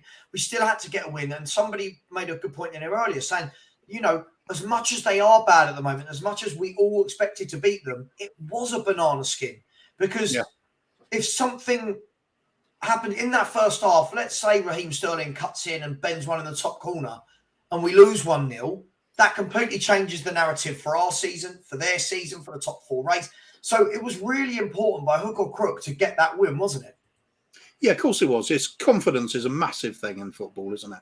So even if we didn't play well, I don't think we were particularly good today. We were just solid today. It was better than what Chelsea could manage. Chelsea were horrendous. Yeah. They're all very nice football in the back third and midfield, but absolutely nothing up front. There was no way they were going to get through the likes of Dier and Davies and Romero and Longley. That bang average backline, bang average, mate. They did okay today, but they are average and bang average up here. There's average, and there's bang average down there. That's okay. The voice of reason speaks. The voice of reason speaks, Kuva. That's why you're the best thing on YouTube. That's it. And that's all I need to say, bro. Oh, honestly. Okay is messy, and the people like that, it's okay. That's what you expect from football. Have you had bar set high? That's what Alex is all about. So his bar is set just about average, but a very bang average, like a level just above average. That's where he sets his bar. That's right. Average average is the bar at the top. I mean, Pete, let me come to you. I mean, I think that I do think that makes us favourites for top 4 when I look at our running. Don't get me wrong, we have lost some games, the favourable games, as we like to call them. We have lost a few this season, but it does seem that we're starting to get, I don't want to say loads of form, but we have won 3 of the last 4 Premier League games now. And we are starting to tighten up at the back. Is this going to be similar to last season where we kind of had the same thing where there was win, lose, win, lose, win, lose, then we went on a run? Or is it as some people, by the way, don't ever go at me, people in the chat. I'm just I'm the host. I ask these questions to get a reaction. Or are we going to see that, it's that we've just played a terrible Chelsea and West Ham and we go back to normal against Wolves? What do you think is going to happen from now on, Pete? Do we kick on from here? Honestly, no. I don't think so. I think we're not playing well enough. I don't. Despite all the bluster what Alex says, without getting it as an emotional, I agree with him. I think we've played two very poor teams at the moment. I don't think we can look away from that. There've been two great results. I think the occasion has overshadowed a lot of the performances because we beat West Ham, who are rivals. We beat Chelsea, who are even bigger rivals. But taking that emotion out of it, we haven't played well for me in either game. We haven't really played proper football. We haven't done all season. So I think we'll start seeing again as a lot of these teams do play better football than us, and then we will come unstuck. The big thing for us is keeping Kane fit. If Kane gets injured, we are fucked. It is good night. Yeah, there'll be no top four, no nothing, because he is basically carrying us at the moment. His goals, his play, everything. If he gets injured, we are truly done. I didn't think he carried us today. I thought he was one of the worst players on the pitch for the 70 minutes of that game today. No, you used to watch what Ken does. You see him spraying the ball about, holding it up. Without him, we are nothing. He was walking around the first half, wasn't he, Dave? You watched the game with me. The first half was shit. But in the second half, you see him get a bit more space, and then you see him spread the ball around left, right, and centre. Listen, without him, we are fucked. I don't care what anyone says. If he's not in the team, we are screwed. Yeah, and we're coming to now. We're playing twice a week and all that. It's now sort of. I don't want to be a prophet of doom, but peak Kane injury time because they ain't had one for a while. Start playing twice a week. We have to start now. This is where we start thinking about rotating him, ideally against Sheffield United. Yeah, where you keep him on a bench and maybe start with the others to give him a bit of a rest. Because then you got Milan after that. Games will start coming thick and fast. Do you know what I mean? But I don't think personally we got Wolves coming up. Wolves are a good side. Play football wise, they ain't really got a goal threat. Let's be honest, they destroyed us last time without having a goal threat. And I think we'll see a few other teams, the likes of Fulham's and that, do similar. Because they play, most teams in the league, or quite a lot of them, play better football than we do. It's just we have the cutting edge up front that they don't. That's been the story of the season so far. And for me, it'd be the story of the rest of the season. Any team that does turn up, that has a bit of cutting edge, that does score some goals, we lose, especially against the bigger sides. That's just my opinion. I mean, I'm sure a lot of people disagree, but talking of Kane, does anybody else remember that attempted through ball he did that didn't come off? But if it had, it would have been absolutely breathtaking. Yeah, just the ball coming through in the air to him, and he sort of like half volleyed it with precision and perfect pace on it. The defender just got a toe to it. Otherwise, it would have split the defence without even getting the ball in control first. It would have been absolutely outstanding. It's such a shame it didn't come off. I totally agree with what Pete is saying, by the way, because at the end of the day, none of them have got a clue how to attack. None of them. Without Kane, they've got not a clue whatsoever. So, I mean, and so, you know, for me, it's him. I don't think he's going to get injured. I don't think he's going to get injured this season. I think that somehow he'll get through this season. I think he will. But there will be. Well, I've just got that hunch. I don't think he's going to get injured this season. I don't think he will. I think if he was going to get injured, I think he would have got injured by now, to be honest with you.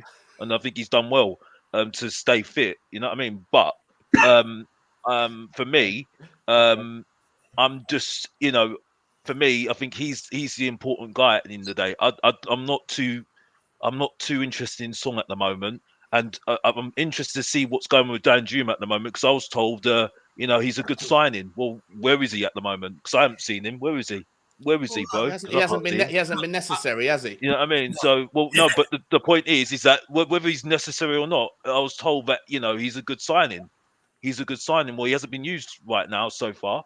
You know what I mean? Forget about all that. And also, no, well, I'm not going to forget about it because the thing is, though, again, it's a squad game. You know what I mean? And the squad. You'll see him against Sheffield United, I'd imagine. Well, no, yeah, but it's a squad game. Again, this is what is it about you two clutching at straws today? Honestly. But my point is, yeah, Like, it's more Sean, not David, because Who's David clutching at straws? You're the one who's gone off on a random tangent about Danjuma. Danjuma's not part of the conversation. You've gone off on a random slag off about Danjuma. I'm just bringing it back, saying to answer that little bit of your little curiosity, he's probably going to get a chance against Sheffield United. Now get back to the point that you came into the conversation for.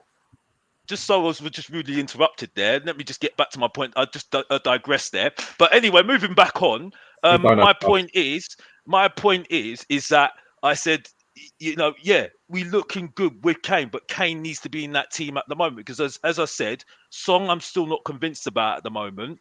Right, Danjuma's not had a chance. Mora's useless. Richarlison for me is absolutely useless at the moment because I wasn't impressed by him at all again today. Right, and that's completely by the by. Emerson was good defensively, okay today. Defensively good, but again doesn't know what to do attacking wise. Again, you know what I mean? Skipped again is like, and this is where I agree with Henry Wright. By the way, again we do it over the top again. He scores a good goal. It's a very good goal, yes. But we all said now saying, "Oh, Skip's back. He's this. He's that. He's this." And I'm like, calm down. This is the first performance that he's actually looked good. You know what I mean? Again, back door, that is this. You know, well, I was hearing it from Tottenham fans in the stadium. I want to give a quick, different answer to the question that you asked. A different answer to Pete to the question that you asked him, Savva, about, can Tottenham kick on from here? I think when you look at it, similar to last year, we beat Man City, we went and lost to Burnley. We then picked up a nice little run after that.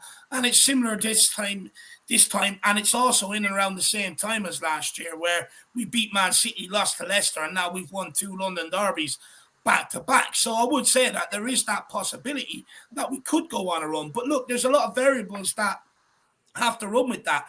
We need that back line to get back to that's some sort of level where it was last season. You've got to run the rest of the season without losing any more key players to injuries and stuff like that. There's a lot of variables, but I don't see why we can't make a run. I was saying before the game today, I think today's game was make or break for our season. I think if we lost it, I think there was no way we're going to make top 4. But I think if we won it, I think it would take a big weight off their shoulders beating someone like Chelsea today, and it should give them enough confidence to push on. And I've said before that I do think everything that Conte does in terms of the fitness regime and stuff like that, it is geared towards the business end of the season. Yeah, look, David, I mean, look, what I was going to say before this went off on a right tangent was, look, I normally agree with everything Pete says. I actually disagree. I think we will kick on. I think when you look at, and I'd be a hypocrite to suggest otherwise, because the big thing for me, and I say it all the time, is I'm always told, oh, you don't celebrate enough or you're not happy enough. But for me, it's because I've seen us do this so much, right? For me, I want to see that. Right, so as I said, West Ham, okay, good win, isolated. Now you've beaten Chelsea, you're doing that. Beat Wolves, you're now 3 games in a row. Win the next one. Now you're talking about guaranteed top 4 nearly. So for me, I think we will beat Wolves, and I think we'll beat Wolves for the very reason what Pete was saying. I don't think that there's a lot of teams in this league with goal power. I really, really don't. I think the league is severely lacking in threat going forward. I watch Wolves play. They've got some lovely technical players that I would take. Players like Nunes, Neves, Sarabia. But you watch them, they really struggle to put the ball in the back of the net. I think we'll win there. If we don't, then again, it just proves why I don't get too excited. If we lose there, it'll be like, oh, great, okay, we're just about to take off and we've lost again. So for me, consistency is key. And I want to see that consistency happen now. So hopefully we can now go on that run. Maybe that's hopefully a positive thing I've said that some people can take away before they message me saying I've said things I haven't. But sure. You know what's going to happen though? Sorry, before you get when Conte comes back, yeah, because then it's going to be the whole thing going to start again. Is he staying? What's going on? Because them questions and all that sort of media noise about that has been put to one side at the moment. So when he comes back, and let's be honest, since he's been away, the performances have gone up. He came back for a bit, performances went to shit. He's gone off again. Results have been better. When he comes back, what effect does that have on the players? Yeah, because we don't know. Yeah, because don't want him back. Don't want him back. Yeah, who's to say at the moment the players are happy that he's not there? Yeah, and they're happy with this geezer who looks like the with 3 and a bounce in his absence. Yeah, so he comes back, That's another dynamic. Plus, obviously, all the media noise and everything else. You've got then another dynamic that just starts like a cloud hanging over the club, and that whole indecisiveness that we had before. And then he needs a result to go tits up, and then he's back. He's throwing his toys out the pram. His contract's up. Blah blah blah, and it can all go very quickly. Here's the thing: if the players do that, though, I'll never forgive them because the club pay them. They play for the badge and the shirt, and if they throw the toys out of pram because of a manager, well, then they're just continuing on a cycle. Wouldn't be the first time, Dave, would it, mate? The last few years, you know, and if that's the case, and then fuck them all. I'm done with every single one. Well, I'm saying that the effect that he might have a. You don't know. We don't know. Yeah, they can't stand him. We don't know. Yeah, and then he comes back, and then he's back. Fucking hell, and he's all doomed. And I mean, they go back to this Stellini gigs. Might be doing it slightly different now. The players are all right with it. He comes back. He's doing it back to his way, and now he carries on up on the touchline, battering people all the time and all that. It might have a negative effect on the rest of the players. I don't know. It is interesting to see the difference in the way we play when Stellini's in charge and when Conte's at the 100%. Touchline. I think because it's the same tactics, it's the same players. Nothing's changed. They haven't got the micromanagement that's going on. I think it just leads to the whole point. It just leads to the whole point. Then he's the wrong manager. Then because you need someone to express yourselves. Well, get an attacking manager then. That's the whole point. Well, it's digging a hole. It's digging a hole for people when you're saying, "Oh, by the way, with the assistants more lighter with the players now, right?" So why are you getting Conte in the first place? Then because you know he's intense. Why are you getting managers like Mourinho in? He knows he's intense. I just get annoyed with this whole thing about, because Stellini's more lighter with the players. They feel walls off their shoulders at the end of the day. It's like. What nonsense is this? You get what I'm saying? What nonsense? No, I'm sorry, Savva, but it's the nature of the players, though, isn't it? Exactly, and it's on the players as well. And this is why I just don't know. I don't know. And then they say we're 3 on 3. It's like with Kane. When we had Mourinho, Kane was thriving. You could see Kane loved it. Exactly. But the other players clearly not. He's a little bit too intense again, isn't he? He demands things. We seem to have that sort of jelly, sort of lily-livered sort of squad in play a lot of the time that doesn't seem to respond to being set a harsh target or actually going to excel in what we do as a football team. Though a lot of them just seem to coast along. We've seen that so many times. We've all talked about it on everybody's show at some point. Is it all too cushy for the players? Is it all too comfortable at Tottenham? You know, too nice and everybody's your friend and it's just a nice social club that you come in and sit in the restaurant having a laugh and a joke, and then it's like, the football comes along and it sort of interferes with all of that. Do you know the funny thing for me? If we're going to move on to talk about the managers, I guess we can all create whatever narrative we want from this whole Conte-Stellini situation. So the narratives I'm seeing are thus, right? Narrative one I'm seeing from people is, we are so much better without Conte. Stellini's here. The players are off the hook. Don't want Conte back. We've won every game we've played. Keep Stellini. Right? That's narrative one. These aren't my opinions, guys, by the way. These are what I see. Narrative two is, doesn't matter if Stellini's there. Conte is still calling the shots. These are still his decisions. These are his tactics. It doesn't matter. We'd win these games anyway. Yeah? And then the third and the final narrative, is that it doesn't matter because Conte's going anyway.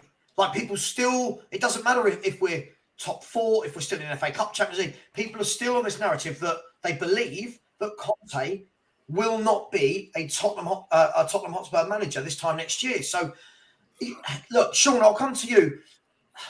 In and amongst all of this kind of, this melodrama of who's picking the team, who's doing the tactics, we're winning games. That should be the main thing, right? That should be the talking point, not whether it's Stellini, whether it's Conte, or whether Conte's going to be here next year. We should be concentrating on that right now, right? Yeah, 100%. Look, I mean, I agree with Kuva in that it's interesting. I think it's interesting, but we don't know and I agree with you, Savva, in that we don't know what any of the mindset of the individual players, or Pete, whoever said it was. Like, we don't know the inside and outs of how people feel about the Conte system or the Stellini system. But in all likelihood, it is Conte's system. It's Conte's tactics just being expressed via Stellini. But I think that there is, the sample size is growing. I had this conversation on Never a Foul a couple of days ago with Dave, actually, and they're asking the same question: is Stellini ball better than Conte ball? And I said, I think the sample size is 2 games or 3 games if you include the Marseille fixture. But for every time that we go on with this, if we win another game, if we beat Chelsea, the sample size is going to grow. The narrative is going to expand. If we go and beat Wolves and Sheffield United, or if we go on a 5-6 game winning spell, bang, bang, bang, bang, bang, all with Stellini, all playing slightly more expressive football than we do when Conte's on the touchlines, like what we did with Milan and with Leicester, then the narrative is going to grow because people are going to start talking about what's the difference. And the difference is, one of the differences is, or are, the absence of Conte. I don't think it's a real thing right now. I don't really care. All I'm happy about is that we performed better today than we did, over recent weeks. I think we're moving in the right direction with our performances. We're moving in the right direction with our results. We've got a really good game, interesting game against Sheffield United. I think personally that Sheffield United is probably going to be the most important game of us to be played in. I'm not sure if it's in March or I think it falls into March, right? So I think it might be our most important game. And I'll be interested to see where Stellini and Conte go with the tactics, the formation, and what happens with the performance. But you can't help the noise emerging. I think that the noise will continue to go as long as we keep winning. And Stellini's at the touchline. I think that the story will continue. I don't think it's a big deal. I don't think Conte will be here at the end of the season either way. Sorry, Dan. Sorry, Dave. I'm just going to say, I think, look, it's no secret that that's in the background, but right now we're still in 3 competitions. We still got the Champions League last 16, which we could turn against AC Milan, FA Cup during the week, and we're still fighting for top 4. Until that's over, I don't think there should be any conversation about. I would even urge the news and reporters out there, just quell it. Let's get on with the last bit of the season. Let's see what happens, and then if it comes to a point where there's 4 or 5 games left to go and we're out of everything. Fair enough. Let's have them conversations. Let's look forward to next season. But right now, when we're in the heat of the battle, for me, I don't even think it should be brought up because it's just an unnecessary distraction. I agree. Just before I go to do Danny Kyriakou, and after we come to Danny, we're going to talk about the Sheffield United game and do we go flat out for it with the likes of Kane or do we rotate? So we'll come to that. Just before we do, Ben, I'm so sorry I missed your super chat. As said, I'm going to treat myself to a hot chocolate after that. That could have been about anything. It was so long ago. I do apologize. Alex's rampage. Oh, okay, fair enough. Elias has said, Alex, analyse Chelsea strikers for us, please. Alex, I'll let you do that in a minute. And Phil Peter said, wonder day at the Lane. Now the cup is key. Top panel. Thank you very much. Just quickly, we have assembled today for you. There are currently 349 from YouTube in here and only 138 likes. Smash that like button. And if I could get 10 more subscribers in the next 10 minutes without begging, it would be wonderful. Danny Kyriakou. Just quickly before we move on to Sheffield United, look, there's been a huge difference in the panel as to how we played today, how good it was. Obviously, been speaking on WhatsApp, so I kind of know your view, but where are you at with today? Was it brilliant? Sorry, just before going to Danny, I've got to drop out, mate. I think I've just gone as far as I can today on the street. Yeah, no worries, mate. I'm just terrified. It's Danny Kyriakou. I'm terrified of him. I'm running away. Fuck off, mate. Cheers, lads. Been a good Big up, Kuva. See you later. Big up, Kuva. Danny, you're breathing into the mic massively, mate. With your speak, I can hear the breath in my ear, like you wouldn't believe. Mate, I'm not breathing into my mic. You are. You were vaping into it a minute ago, buddy. You're right. Danny, where are you at with it? You've got David and Sean knocking out words like brilliant. Alex, of course, went with okay and average. Pete said, I don't think he said it was decent. I said it was good defensively. We worked hard and deserved the win. Where are you with all of this? Yeah, I'm kind of with you, Sav, on this. I think look, it wasn't a fantastic performance. I didn't watch the game and think, wow, we were unbelievable. Well, it was just an end to end sort of game for 90 minutes. Same in the first 25 minutes, it was kind of a little bit end to end, but nothing was really happening. There weren't really like proper chances being created by both teams. It was just kind of end to end and kind of in the final third, nothing was really happening. Again, and then second half, we out of nowhere we get that unbelievable goal from Skip, which I agree with you. I think a better keeper stopping that. The keeper did get a hand to it, but again, you can't take away the fact that he got it in, and it was his first goal for us. So it's great to see that go in for him. Look, like there's a few people I agree with certain things, and some people I don't like. I agree with the fact that it is Chelsea. It's the Chelsea hoodoo that we have. There's that mentality block we have against them, and we've won like 6 times or 7 times in 25 years. So it's a disgusting record that we have against them, and we haven't. Again, they've had a better record against us in our new stadium. They had a 100% record up until today. So there was always that chance that the Dr. Tottenham turns up and Chelsea just play shit, and then all of a sudden they go and win the match. But today, I think what I saw today was a solid performance. I think everyone did their jobs they were supposed to do today. I don't think anyone played out their skin. I didn't see any player really look at them and think, wow, what a performance. That was fantastic.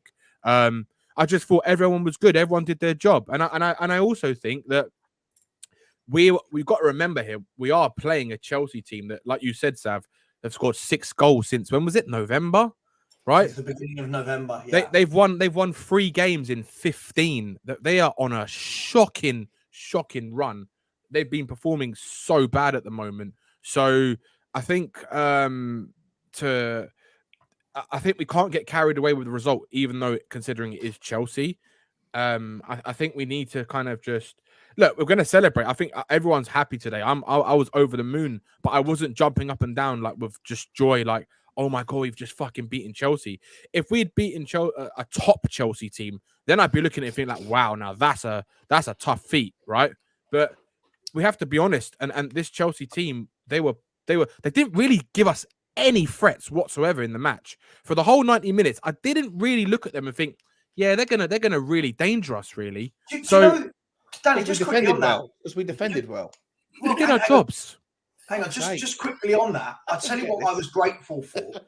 I felt that when tell me if anyone agrees or disagrees. I thought that when they brought on Mudryk, he actually started trying to whip balls into the box. He actually put in some good crosses. He did.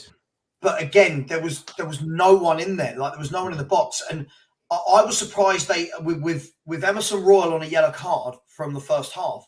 I was surprised they didn't bring on Mudryk to run at him for the whole of the second half. I don't know if anyone else clocked that or thought about that, because I thought when he came on, he looked. Go on. I think you make a good point. I just think, I think the young boy Mudryk, though, I think he's still settling in, mate. I think he is still settling in, and I think for me, I think they pass it better than us. For me, I don't like the way that we pass it. I struggle to watch us passing. I mean, we do have some good ways of good spells sometimes, and I think that's what happened with the first goal for me. But I think you're right. That in the box, I think the João Phillips, for me, he's not and Havertz. They're not people that go in the like for instance like Watkins, you know what I mean, like Danny Ings. They don't have a striker. They're not runners into the box, are they? They operate outside the box. Outside the box, yeah. Sterling. I mean, I think they are.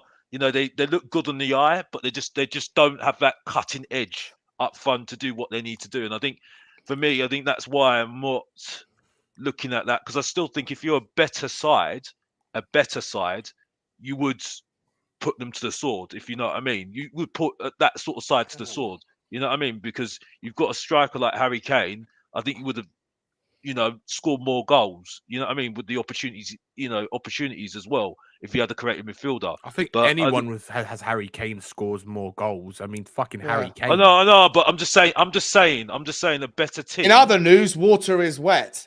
Congratulations Oh, on the so, wonderful here we point. go. Let me ask you. Savva, can I just finish my point? What I was saying about the game? Yeah, sorry, mate. Go on. Yeah. I just before I just want to say two more things.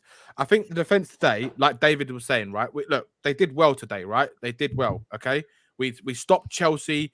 They did their jobs, but again, Chelsea didn't threaten us much. They really didn't, right? But I would say we controlled the game great today. I think we controlled the game. We pressed a lot. What I saw today was a lot of pressing from everyone high up the pitch as well. And I think that's one of the reasons how we controlled the game today by our press. And I think look, we can't get carried away. And like David was saying, right, I don't want to hear people say about Eric Dier and he's amazing today and all this and that, because like Dave said, yeah, how many times has Eric Dier given us an amazing performance? But then we can count how many times that we can actually count the amount of times he's actually given us shit performances. You have to try and remember the good performances from Eric Dier. What was he right? amazing at, Danny? I don't understand. I'm not saying I don't think he's amazing. This is what I'm saying, Savva. I don't understand people who saying that Eric Dier had an amazing game. He didn't. He didn't really have much to deal with today. He didn't. Right? He had a good game. He played well. Yeah, he played all right. Yeah, he played all right. I agree. Did he play all right because he didn't have a forward to mark? Exactly. Yes, Savva, you said this. Yeah, You just said I think so. Yeah, He played what was in front of him. Give the guy credit. Yeah. You criticize him for everything else. Give the guy credit when he does a good job. Hang on. No, my point is, with a player like Eric Dier, the biggest criticism I think many people have of Eric Dier is that he loses his man, right? He turns his back on his man. He gets. But I think today, where Chelsea, and I think this is anyone who's playing Chelsea at the moment is finding it nice and simple, because Havertz isn't a centre forward, right? He's not. I don't know what he is. He's a very strange kind of hybrid of a footballer. But for me, I thought that worked brilliantly for us, because you've got three centre halves that have got no one that they need to go and mark. That everyone was running at them rather than in behind them or battling them in the air. So I'm not knocking him. He did what he had to do, Sean. But which is what you can ask, right? You can only play if Harry Kane scores a hat trick. An amazing game. If Harry Kane, no one said that. If Harry Kane scores a hat trick from scoring 3 penalties, and that's all he's got to do in the entire game, you're going to walk away. Anyone who says, he was fucking bang average, all he did was do what he had to do. Like, it's a bullshit narrative. Eric Dier today did what he had. It is a bullshit narrative if he's done what he has to do. I'll let you have it. Is that okay? Is that okay this time? No, Alex, you have to put it into perspective, right? Today he had a good game, right? Today he had a good game. Eric Dier did his job today. He did his job. He gets criticised just like whenever he makes a mistake.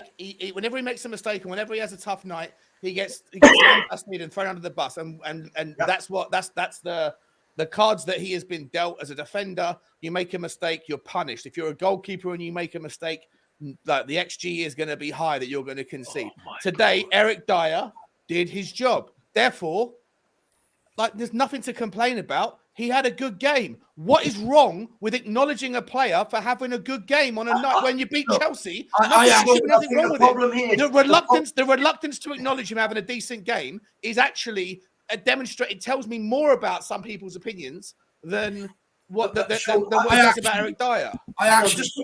Just quickly before I bring you in, mate. Sorry, I think where people were going with that isn't that he didn't have a good game. He had a good game. I think it's when people take it from, he had a good game, to Eric Dier was brilliant. I'm not saying you said this, but people saying Eric Dier was amazing today, was brilliant today. I think it's when people... Who said that on the stream? No one said that on the stream. No, hang on. I'm saying people said it in the comments. I've seen other people posting it out onto the wider media stream. I think this is what we do. It's the same kind of Emerson Royal narrative, where I think Emerson Royal... For example, just using this before I come to you, Dave, Emerson Royal, for me, over the last 2 years, has set the bar so low for himself as a footballer. I'm talking about so low, championship, right? That when he just does basic right-back things, like winning tackles and passing the ball 5 yards, our fans go, oh, my God, look at his performances the last 4 or 5 games. What do you mean? What do you mean? Yep. What? He's now looking. Well, like this is the thing, Sav. There's a comment there. There's a comment there from BB saying, Sean, does Dier deserve a new contract? Yes or no? And I'm guessing that is part of the equation here, right? People are reluctant to acknowledge he had a good game today because it might extend to some level of justification around. I don't think he deserves a new contract, but I don't know what the option is. Do you let the guy go for free? I'm sorry, Like that would be silly business anyway. Get rid of him. I absolutely look. Everyone knows I'm not Dier's fan at all. I don't like him. I don't rate him as a footballer. But I think today what he did do well is he defended the box. Although nobody was running in behind him, everything was in front of him, but he still defended it well. And I've even accused Dier of this before, throwing out lazy legs, not being good enough. But today he defended everything that came his way. His job. He done well. He done his job. And look, that's all I'm advocating is that we acknowledge that. That's all I'm advocating. He did his job. I'm not sitting here saying he deserves a new contract or anything Neither like am that. Especially not on one performance. Neither am I. Just saying, let's call a spade a spade. Yeah, 100%. But just quickly, deluded. I know Elias and Full Bull, they'll be falling off their chairs when they heard I said Dier had a good game. So they will be.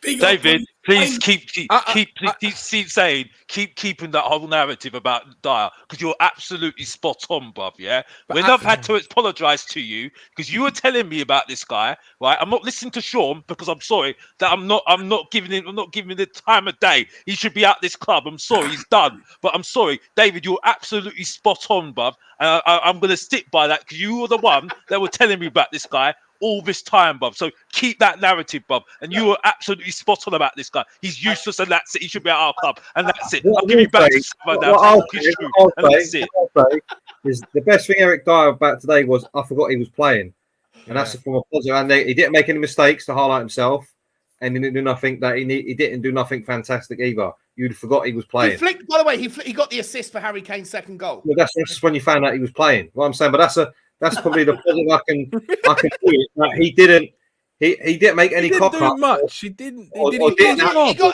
job. He got the assist to flick onto Harry Kane as a centre back. That's not a bad thing, right? It's a good thing. What I'm saying, bad thing. What I'm saying is, throughout the game, you could easily forget he was playing because normally you're looking, someone's running at him, you're like, oh fuck, or he's running he's being somewhere where that didn't happen. I think Romero had a good game. I think Romero had another good game.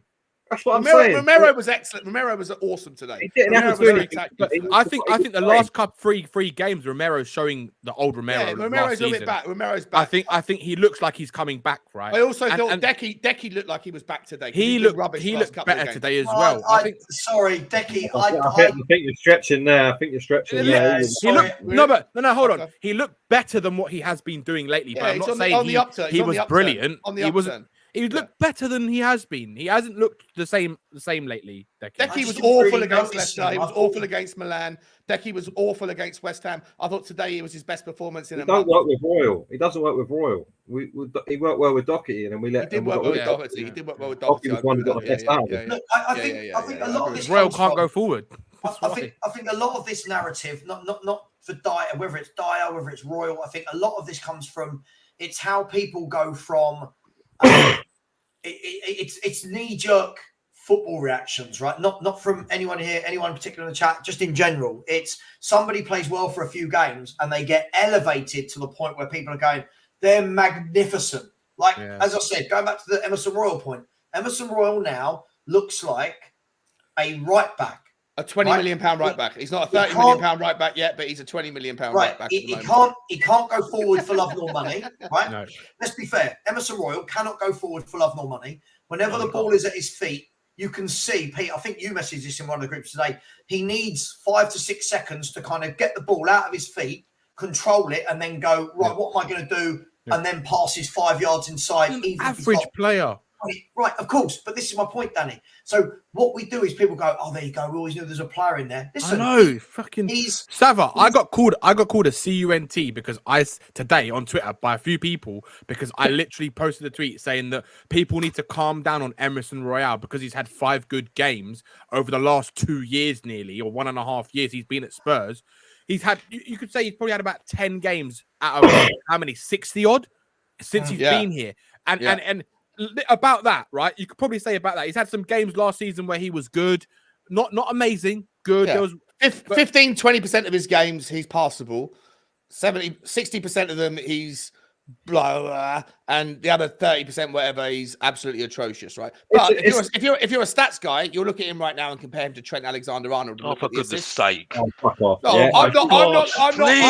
Please stop this stats thing, please. Listen, I'm not. I making can't that do argument. this with you, Sean. I can't do this. Alex, I can't do this. shut up and listen to my point for a second. I'm not making that argument. Woo! I'm just What you saying that telling me? there are people out there that are sending around screenshots comparing on stats, assists and goals, all that stuff as a right wing back. He's out there. I'm not saying that. I agree with Danny. I've seen it. I know what you're saying, Sean. I've seen the thing. Yeah, but it just so happens That's they've what had I'm to saying, Alex, Trent, before you lose your fucking mind, bro. You're it annoying. must have happened for Trent's worst season in his life to finally get that comparison. But what I will say is, I said it earlier in our group, is that we're in danger of committing Sissoko syndrome again, where a player sets a bar so low, he starts getting over it. Then next thing he's the fucking GOAT. He's this, he's that, and then we're not getting the next Walker replacement. I was told today, Pete, that he's the next Walker replacement. Yeah, he's our Walker replacement. Yeah, I can't believe the shit I'm hearing from the fan base. Daddy, I've already got it already because I was told that I'm not a Tottenham fan because I wasn't cheering on the team. You know what I mean? Because when people tell me that I don't listen to them, I'm just rattling them. Like I said, it's the same thing. Exactly. That's what I'm saying. You know, he's one at a time, please. One at a time. He was a lovely fella, and so was Emerson Royal. I'm sure he's a top man. Yeah, and like that sort of character and that jovial personality they've got makes people want to like them. But you've got to separate that from the footballer. Otherwise, we end up getting lumbered with both, and then it just hinders progress within the team. We had Sissoko, we had to go in a Champions League final with him in our midfield, and we eventually got rid of him for nothing. Yeah, we're all the same. We have to get rid of these players. We can't let the emotion hinder progress. Yeah, we've had a good laugh with him, and he's done this and he's done that. But let's be honest, he's still shit. Yeah, so if we're ever going to get anywhere, we've got to get rid. That's the bottom line. I think of Emerson. Emerson, yeah. He puts in every now and then. He puts in some good tackles, right? He puts in some last-ditch tackles and yada yada yada. The thing for me is, I will still take this back to Emerson Royal is not playing as a right back. He is a right wing back in this system. Whether that's his fault or not isn't my argument. The fact is, he's playing in that formation. And the fact is, whenever he gets the ball out on that right-hand side and he's got 20 yards of grass to run into, which should be a dream for any wide player to have grass in front of them, right? He does the same thing. He runs with it for about 5 yards, and he does. I remember, if any of you remember YP Lee, he did exactly the same thing. He'd run, get to the halfway line, he turns inside, 5-yard pass, and fans go, no, you're describing Matt Doherty there, Savva. Emerson bombs forward with it like a train. And passes it 5 yards inside. He never ever tries to take his man on. He can't whip in a ball. Look, I want to talk about another player before. Look, I'm going to go for another 20 minutes, but I want to talk about another player that causes massive controversy within this fan base. He started the last 2 games over Heung-min Son. And obviously for that, you do have a lot of people in this fan base that will knock him purely because he's not Heung-min Son. Yep. What do we make of Richarlison, guys? Are we watching fucking a player? pony. Hang on, Pony player. Guys, hang on. Let me at least ask the question. Sorry, go on, Sav. Are we looking at a player here that is the victim of being played out of position? Forget what you think of him personally. Are we looking at a player that is unlucky because he's been played out of position? Yeah. Are we looking at a against player? Sheffield United, right? You got to give him a chance in the 9, Sav. Well, this was going to be my point. Is this now a chance where against Sheffield United you can get Son back to the left, or Danjuma to the left, and Richarlison up front, 100%. or because this is our best chance? Let's be honest. I'm sure people will tell me Harry Kane starts. Kane starts. I want an FA Cup. I want the fucking FA Cup. Right. Okay, Danny. Let's start with you. Right. I've been hearing some absolute bonkers bullshit about people saying, "Oh, Richarlison needs to start against Sheffield United." What the fuck is people's problem? Do you not want to win an FA Cup? This is the best chance we've got in years to win an FA Cup, right? Harry Kane starts against Sheffield United. This is our best chance to win a fucking trophy. Our Danny, best player has to play. Simple as that. before you go off on a rant, I'm just going to throw in, bearing in mind this isn't my opinion, I'm just throwing in I feel like I have to say this because the chat just have a right go at me all the time. Is there an argument to say that Brazil's number 9, which he is, right? Brazil's number 9, that we paid £60 million for, not me. Should be able to beat Sheffield United. Should be able to play against Sheffield United and we win. It should be, but Savva, this is Tottenham we're talking about, right? This is Tottenham we're talking about. On paper, we should be beating most teams, right? I don't care. We've never seen him playing the 9 in a Tottenham shirt. And for that reason, Sean, I do not want him starting against Sheffield United in the one game we've got a chance to progress to the next round of the FA Cup. You can bring Harry Kane off the bench if you need to. No, I want Harry Kane to start. Harry Kane has to start. It's as simple as that. If you want to win an FA Cup, your best players play in it, right? If you want to win a trophy, your best players play. It's as simple as that. It's as simple as that. It's not as simple as that. There is an argument. It is as simple as that. It's not. That's an argument. So hold on. You're going to sit there and say Richarlison, because he needs to be given a chance, has to be given a chance in the one game that we've got a chance to progress to the next round of a fucking FA Cup against a championship team. They're fucking second in the championship. They're going to be in the Premier League next season, Sean.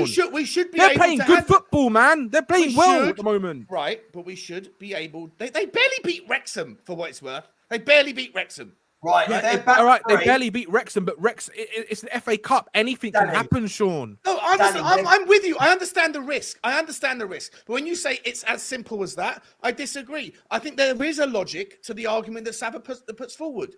I'm not even a fan of Richarlison. I can't believe I'm sitting here fucking defending the guy. I was the outspoken Tottenham fan on all YouTube channels saying, why the fuck did we sign this clown? So was I. And I hated him. So was I short. I thought he did his job tonight. He didn't score a goal. He didn't get an assist, but I thought he was a very effectual player on that left-hand side. And I think that there is an argument to say, like, for him personally, I think that I'd like to see him play in the 9. And when are you going to ever do it apart from against Sheffield United? I'll tell you where you do it. You do it in the Premier League, right? Because for me, the next Premier League match we play, who's the next match we play? Wolves. You want to see us play him against Wolves? Play him against Wolves because you think Wolves is more important than Sheffield United. Okay, that's fair enough. I know. I think that I don't care about the Premier League right now. I want to win an FA Cup. I want nothing more. That I've been saying this all the time, right? I want to see my fucking team win a fucking trophy. I'm fed up of seeing other teams win trophies. I want to see us lift the FA Cup. How good, Sean, will it be if we win the FA Cup, right? The fan base will be so fucking happy. There'll be over 100,000 fans down Tottenham High Road fucking at that parade for lifting that FA Cup. Right, it'll be the best fucking day you've had in a long time as a Spurs fan. Especially as all those good-looking birds on the twerking, like coming out of the Tottenham Stadium from the Beyonce concert. You go out there, you got your t-shirt on. There'll be so much shagging going on. There'll be a fucking party. Hey, Can I just say, right? Can I just finish the point, right? Right, Richarlison, right? For me, as Sean and I both agree on this matter. I never wanted Richarlison in the first place, right? If you look at Richarlison historically, he's never scored more than 14 goals in the Premier League, right? In a single season, even playing as a striker, right? He's nowhere near the level of a Harry Kane, right? He was never going to be a player, in my opinion, right? That's going to go and score 15, 20 goals a season as a striker, right? He played as a striker for 1.5 seasons because Calvert-Lewin was injured, right? And he didn't score more than 15 goals in any of those times that he was playing as a striker, right? So, and when he plays for Brazil, right, he scores goals, but look at the plays. He played with Casemiro. He's playing with Rafinha. He's playing with Neymar. He's playing with Bruno Gamero. He's playing with absolute top players, right? So he gets the chances, right? Unless Richarlison plays with Harry Kane, right, he needs the ball to feet, Richarlison. He's not a player who can make something happen on his own. He's just not. He doesn't beat a man. He's not really a very good dribbler. He's got a bit of a bad first touch. He's got the worst first touch. He's got right. I agree. It's not bad first touch. He's got a shocking first touch. Yeah. So when you want to put that man as your main spearhead in attack, right? Yeah, look, it just won't work unless you've got better players around you. Don't hate your opinion. No, I know. But look, for me, Sheffield United, right? Kane starts. Wait a minute. Let Danny finish. Go on, Sav. Go on. It's only Sheffield United. I want to bring in the other three as well on this. Look, Sheffield United play a 3-5-2 formation. Okay, with a back three of Egan, Robinson, and Medovic. Right? Is there an argument to say? Again, I'm just asking questions, David, Alex. I'll come to you guys first. Is there an argument to say that this could be a chance to play Kane and Richarlison as a front two and not have the three up top? Have two of them. Is there an? I'm just. No. Alex, go first. Go on, Alex. Because if not, let me tag on, Alex. If not, doesn't this make the signing of Richarlison look more and more stupid by the day? That we're sitting here as a group of fans saying that we can't play a 60 million Brazil number 9 against the championship team. I just think for me, if you're a striker, you should be able to play either side, whether you're left, right, or in the middle. And there's just no excuses at the end of the day. You know what I mean? I just think for me, I don't understand. Again, I must have been watching another game because I was there watching it myself at the stadium, loud and proud. Mr. Botsov again live in colour, like I said. Like, you know, I was watching it again. He was average. He did nothing. He did absolutely nothing.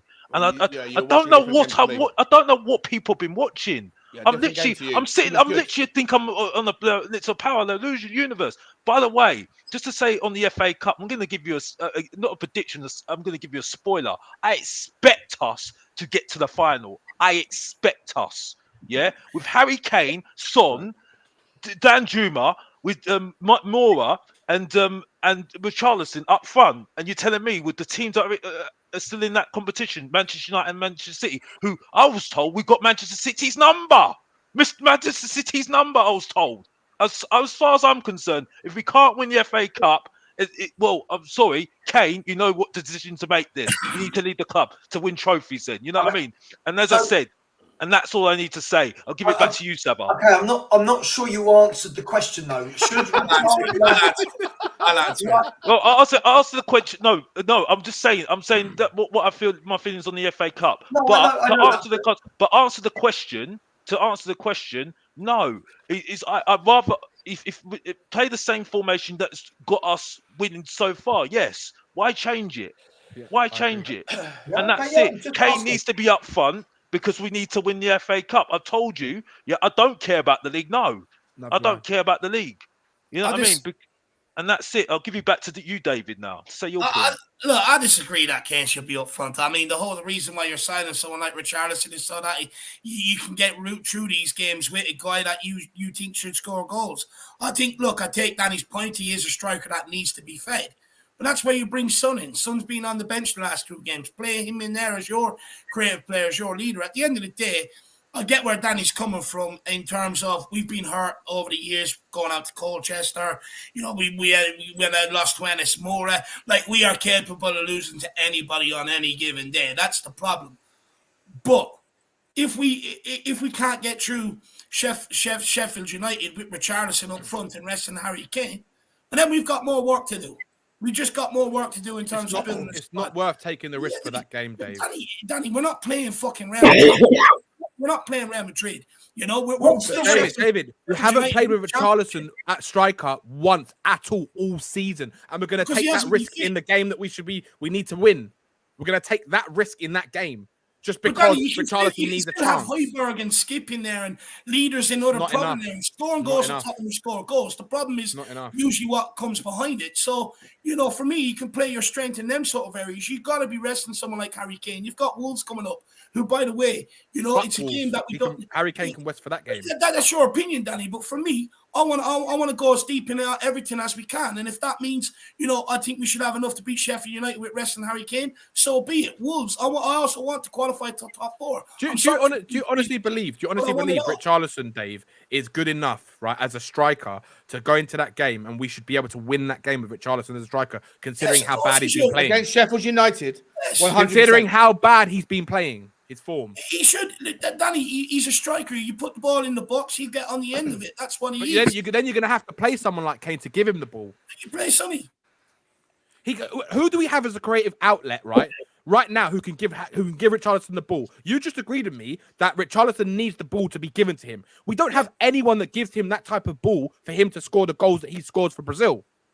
Well, look, if you play like Sonny, you play maybe Danjuma or Kulu on the other side. You got Højbjerg and Skip in behind. So do you want us to keep the same formation or different one? Break down Sheffield United. You don't have There's enough options for both, Danny. Break down Sheffield United. You're just a shit poor team.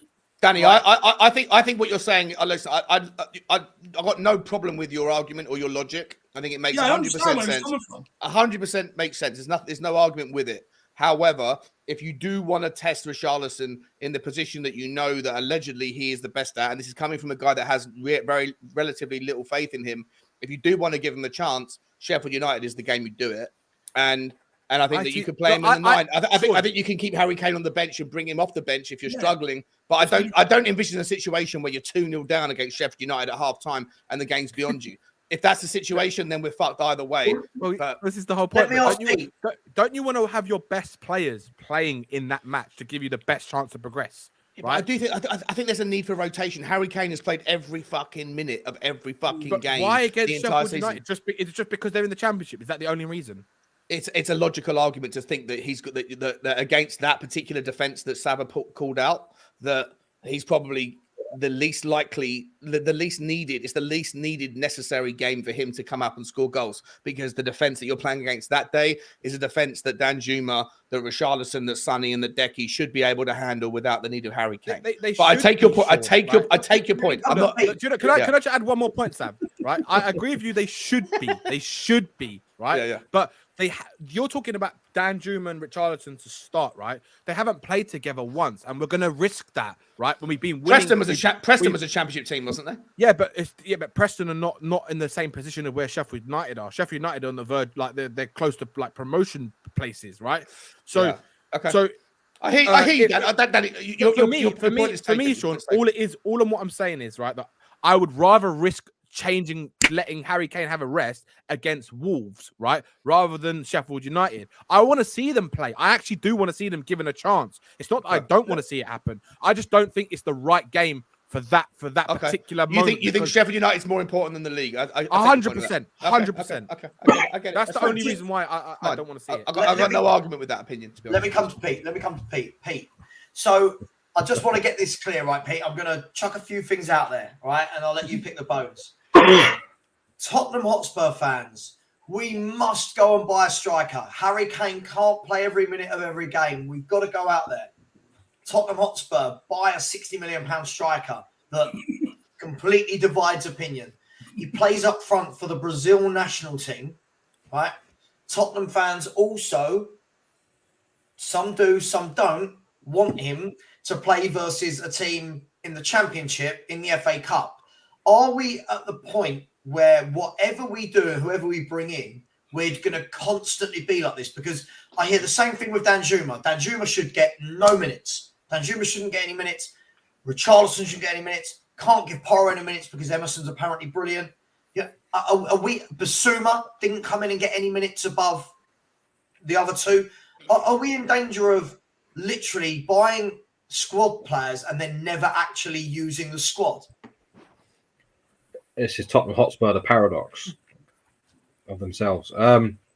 Listen, you've got to look at it well, I agree with what everyone said in different ways. Starting with Danny, the FA Cup is important, but from the club point of view, at the moment, the FA Cup is the third priority. Yeah, that's the reality of whatever we think is one thing, but for Daniel Levy, he's thinking, I want to be back in that top four. I need the revenue. I want to go as far as I can to keep Champions League games going because I want the revenue. The FA Cup brings in nothing. Yeah, so that'll be the remit that he sets. What we want as fans is different. Yeah, we want to win a trophy. Yeah, but the club have made that perfectly clear over the years. That's not their biggest concern. The biggest concern is whatever brings in the revenue. Secondly, should Kane be rested? I'm going to go with I think we need to protect Kane for the rest of the season. I think for that reason that I'm saying now, he won't get rested in league games because that will not be allowed. Yeah, it will not be allowed. It won't be rested in Champions League games. So this is the only time he's going to get a rest. So Then you go to Richarlison to play in the front. Do I believe he's good enough? No, I don't. Yeah, I think we got absolutely our pants pulled down when we bought him. Yeah. We bought the wrong Brazilian. I said it then, and I keep saying it now. Yeah, we should. If we had Gabriel Jesus, would I be comfortable putting him in? Yes.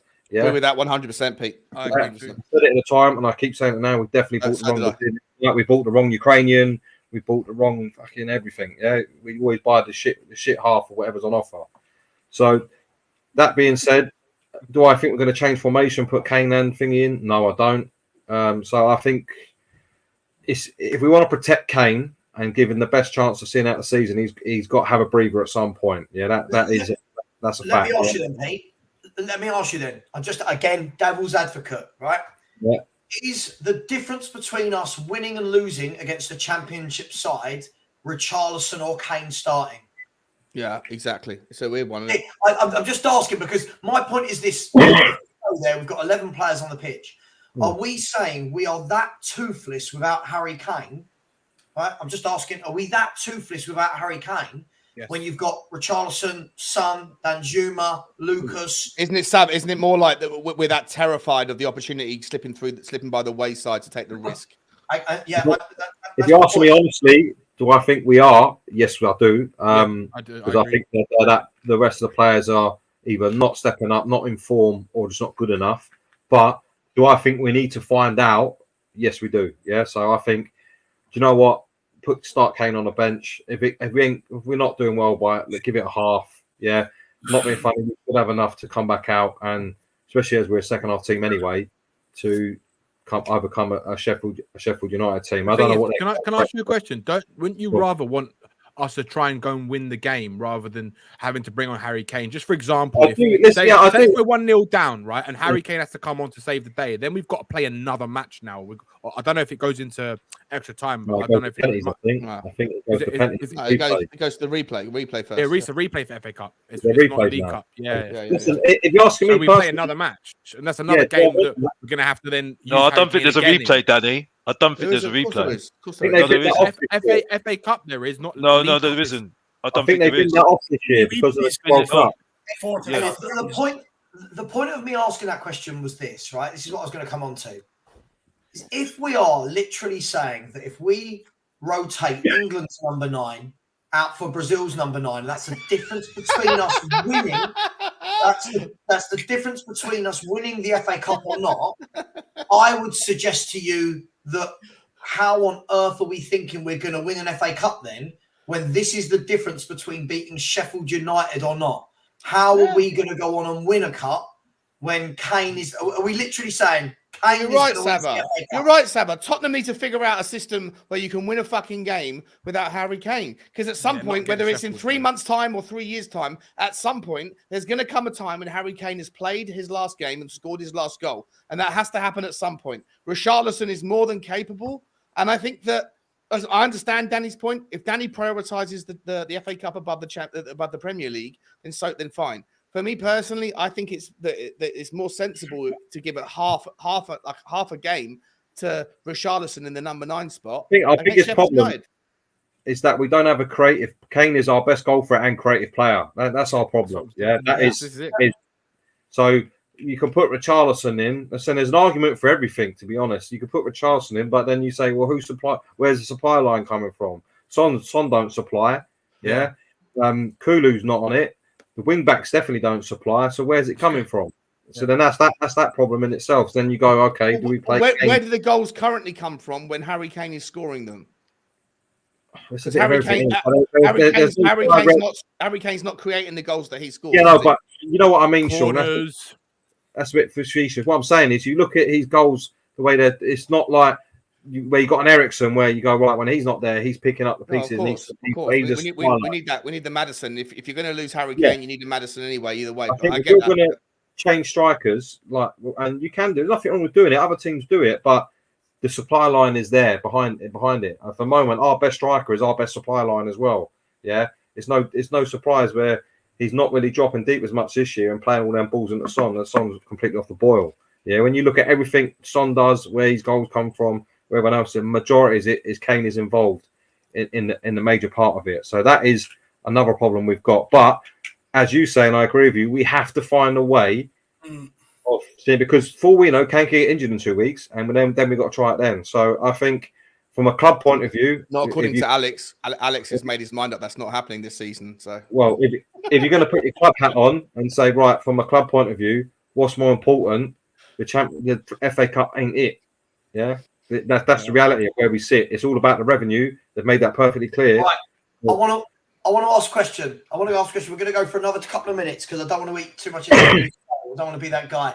Just before I do, just quickly, I think I've missed a few super chats. Phil P said ages ago, the sexiest panel on YouTube, on football YouTube, until Coover went.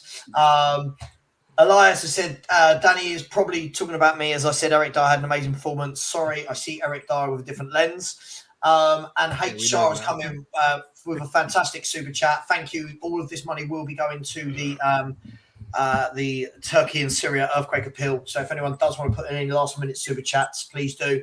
He said, big up Savva, great show. I find it unbelievable that we can't rest Kane with a 60 million striker. What is the point? Kulu, Richard's son should put fear in most Premier League teams, let alone Sheffield United. Guys, listen, I agree. I agree, but I also don't. I also, that will lead into my last point I want to quickly discuss for a few minutes, is this. Guys, if I'm offering you right now, and it should be both, but if I'm offering you right now the FA Cup or a top 4 finish, I guess I in my mind, I know what each of you is going to say, right? Danny's smile gives it away. I'm going to start with you, Pete. If I'm offering you, you can only have one. You can't have both. We're not that good, right? FA Cup or top 4, what are you taking right now? FA Cup. Top 4 for me means nothing because we've had that so many times and nothing changes at the club. So why not try and win a trophy, see what that does this time? Okay. David, FA Cup, top 4. FA Cup. Look, at the end of the day, I recognise that top 4 is probably the best way to salvage your season if you can't win a Premier League. But for me, I mean, my most memories come from lifting trophies, like when Spurs lifted the Carabao Cup that time, or the version of the Carabao Cup that time. So for me, I'm going with the FA Cup. At the end, when you're a kid, you dream of winning trophies and lifting them. So FA Cup. I'll come to you, Mr. Box Office. FA Cup, you're telling me that we should win it. Like, you want to see we're winning it. So which one is it? Top 4 FA Cup? You only live once, FA Cup, and that's it. Don't need to only say live once. Yeah, I like that. There are loads of seasons, but yeah, you do. We only live once. So you want the FA Cup. Sean and Danny, I know your answers, but I got it. Sean, let me come to you first. FA Cup. No, go on, let Danny go first. Go on, Danny. Go on, Danny. I know Danny's answer. You lot all deluded, man. Top 4 trophies, the one. What are you talking about?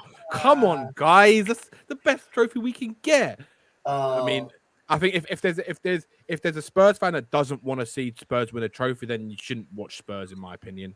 And I'm going to say that because I think the one reason we all support and watch football is not just to see nice football. We want to see we want memories, man. And there's nothing better than winning a trophy. There is no. I've seen it twice in my life at Spurs. I hear about stories that my dad's been to European Cup finals, won trophy. He was at the Ricky Villa final. He's seen the best finals, man. He goes, there's nothing better as a fan to go and watch your team win a fucking FA Cup or a big trophy, right? When you see that, that is the reason you become a fan. That's the reason you choose to follow that team. For those moments, right? That is exactly what I want. Hang on, I want that. Danny, what about this? What about this comment? Doesn't matter. Their fans had probably one of the best days they've had in their fucking careers, in their fucking lives. That game, right? They'll always have that. They'll always have final, I felt like a Wigan fan that day. I was fucking at my friend's house, and we were in a living room, and we were jumping up and down. There was Arsenal fans in there, Spurs fans in there. Everyone was going nuts because Wigan won that final. And it was so good to see a small team go and beat a giant in the game, right? And for me, I want that experience for my own club, the club I fucking love. Can't take that away from them. They'll always have that. You can never take that away from them. Yeah, exactly. And also just to shut up some rival fans for a bit as well, to say, oh, we haven't won a trophy and you're shit and all this kind of shit, all the banter that we fucking get from everyone, right? I just want to see us win an FA Cup, man. That's what I want. Okay, Sean, lastly for you, to close out. Just before I come to Sean, please, we're going to go for another 2 minutes. Everybody who hasn't, please get over and subscribe. We are now only 130 away from the big 3,500 in less than a year. Sean, top 4 FA Cup, you can only pick one. Yeah, look, I see the consequences of us not finishing top 4. I know what's going to happen. I know that like that the money won't be there to be able to replenish and to pay for the shit that we're going on. And for what it's worth, I was at the 2008 Cup final. I saw us lift the trophy. I was right behind Jonathan Woodgate scoring that goal. I was at the one where Alan Nielsen scored and left the cup at trophy. I don't remember those games. I was at the Man City away game in the quarterfinals of the Man City of the Champions League. I wasn't at Ajax, but I remember that. I remember being in a random pub in Waterloo Station when Mora scored the hat trick, and I remember those games far more than I do the lifting the trophy. However, despite all of the consequences of us finishing outside of the top 4 and what will happen in the summer and how everyone's going to be mad about not being able to pay for this and that, I still want us to win the FA Cup because it will shut up so many fucking fans and get that monkey off our back, and the Daniel Levy nonsense will stop for a little bit.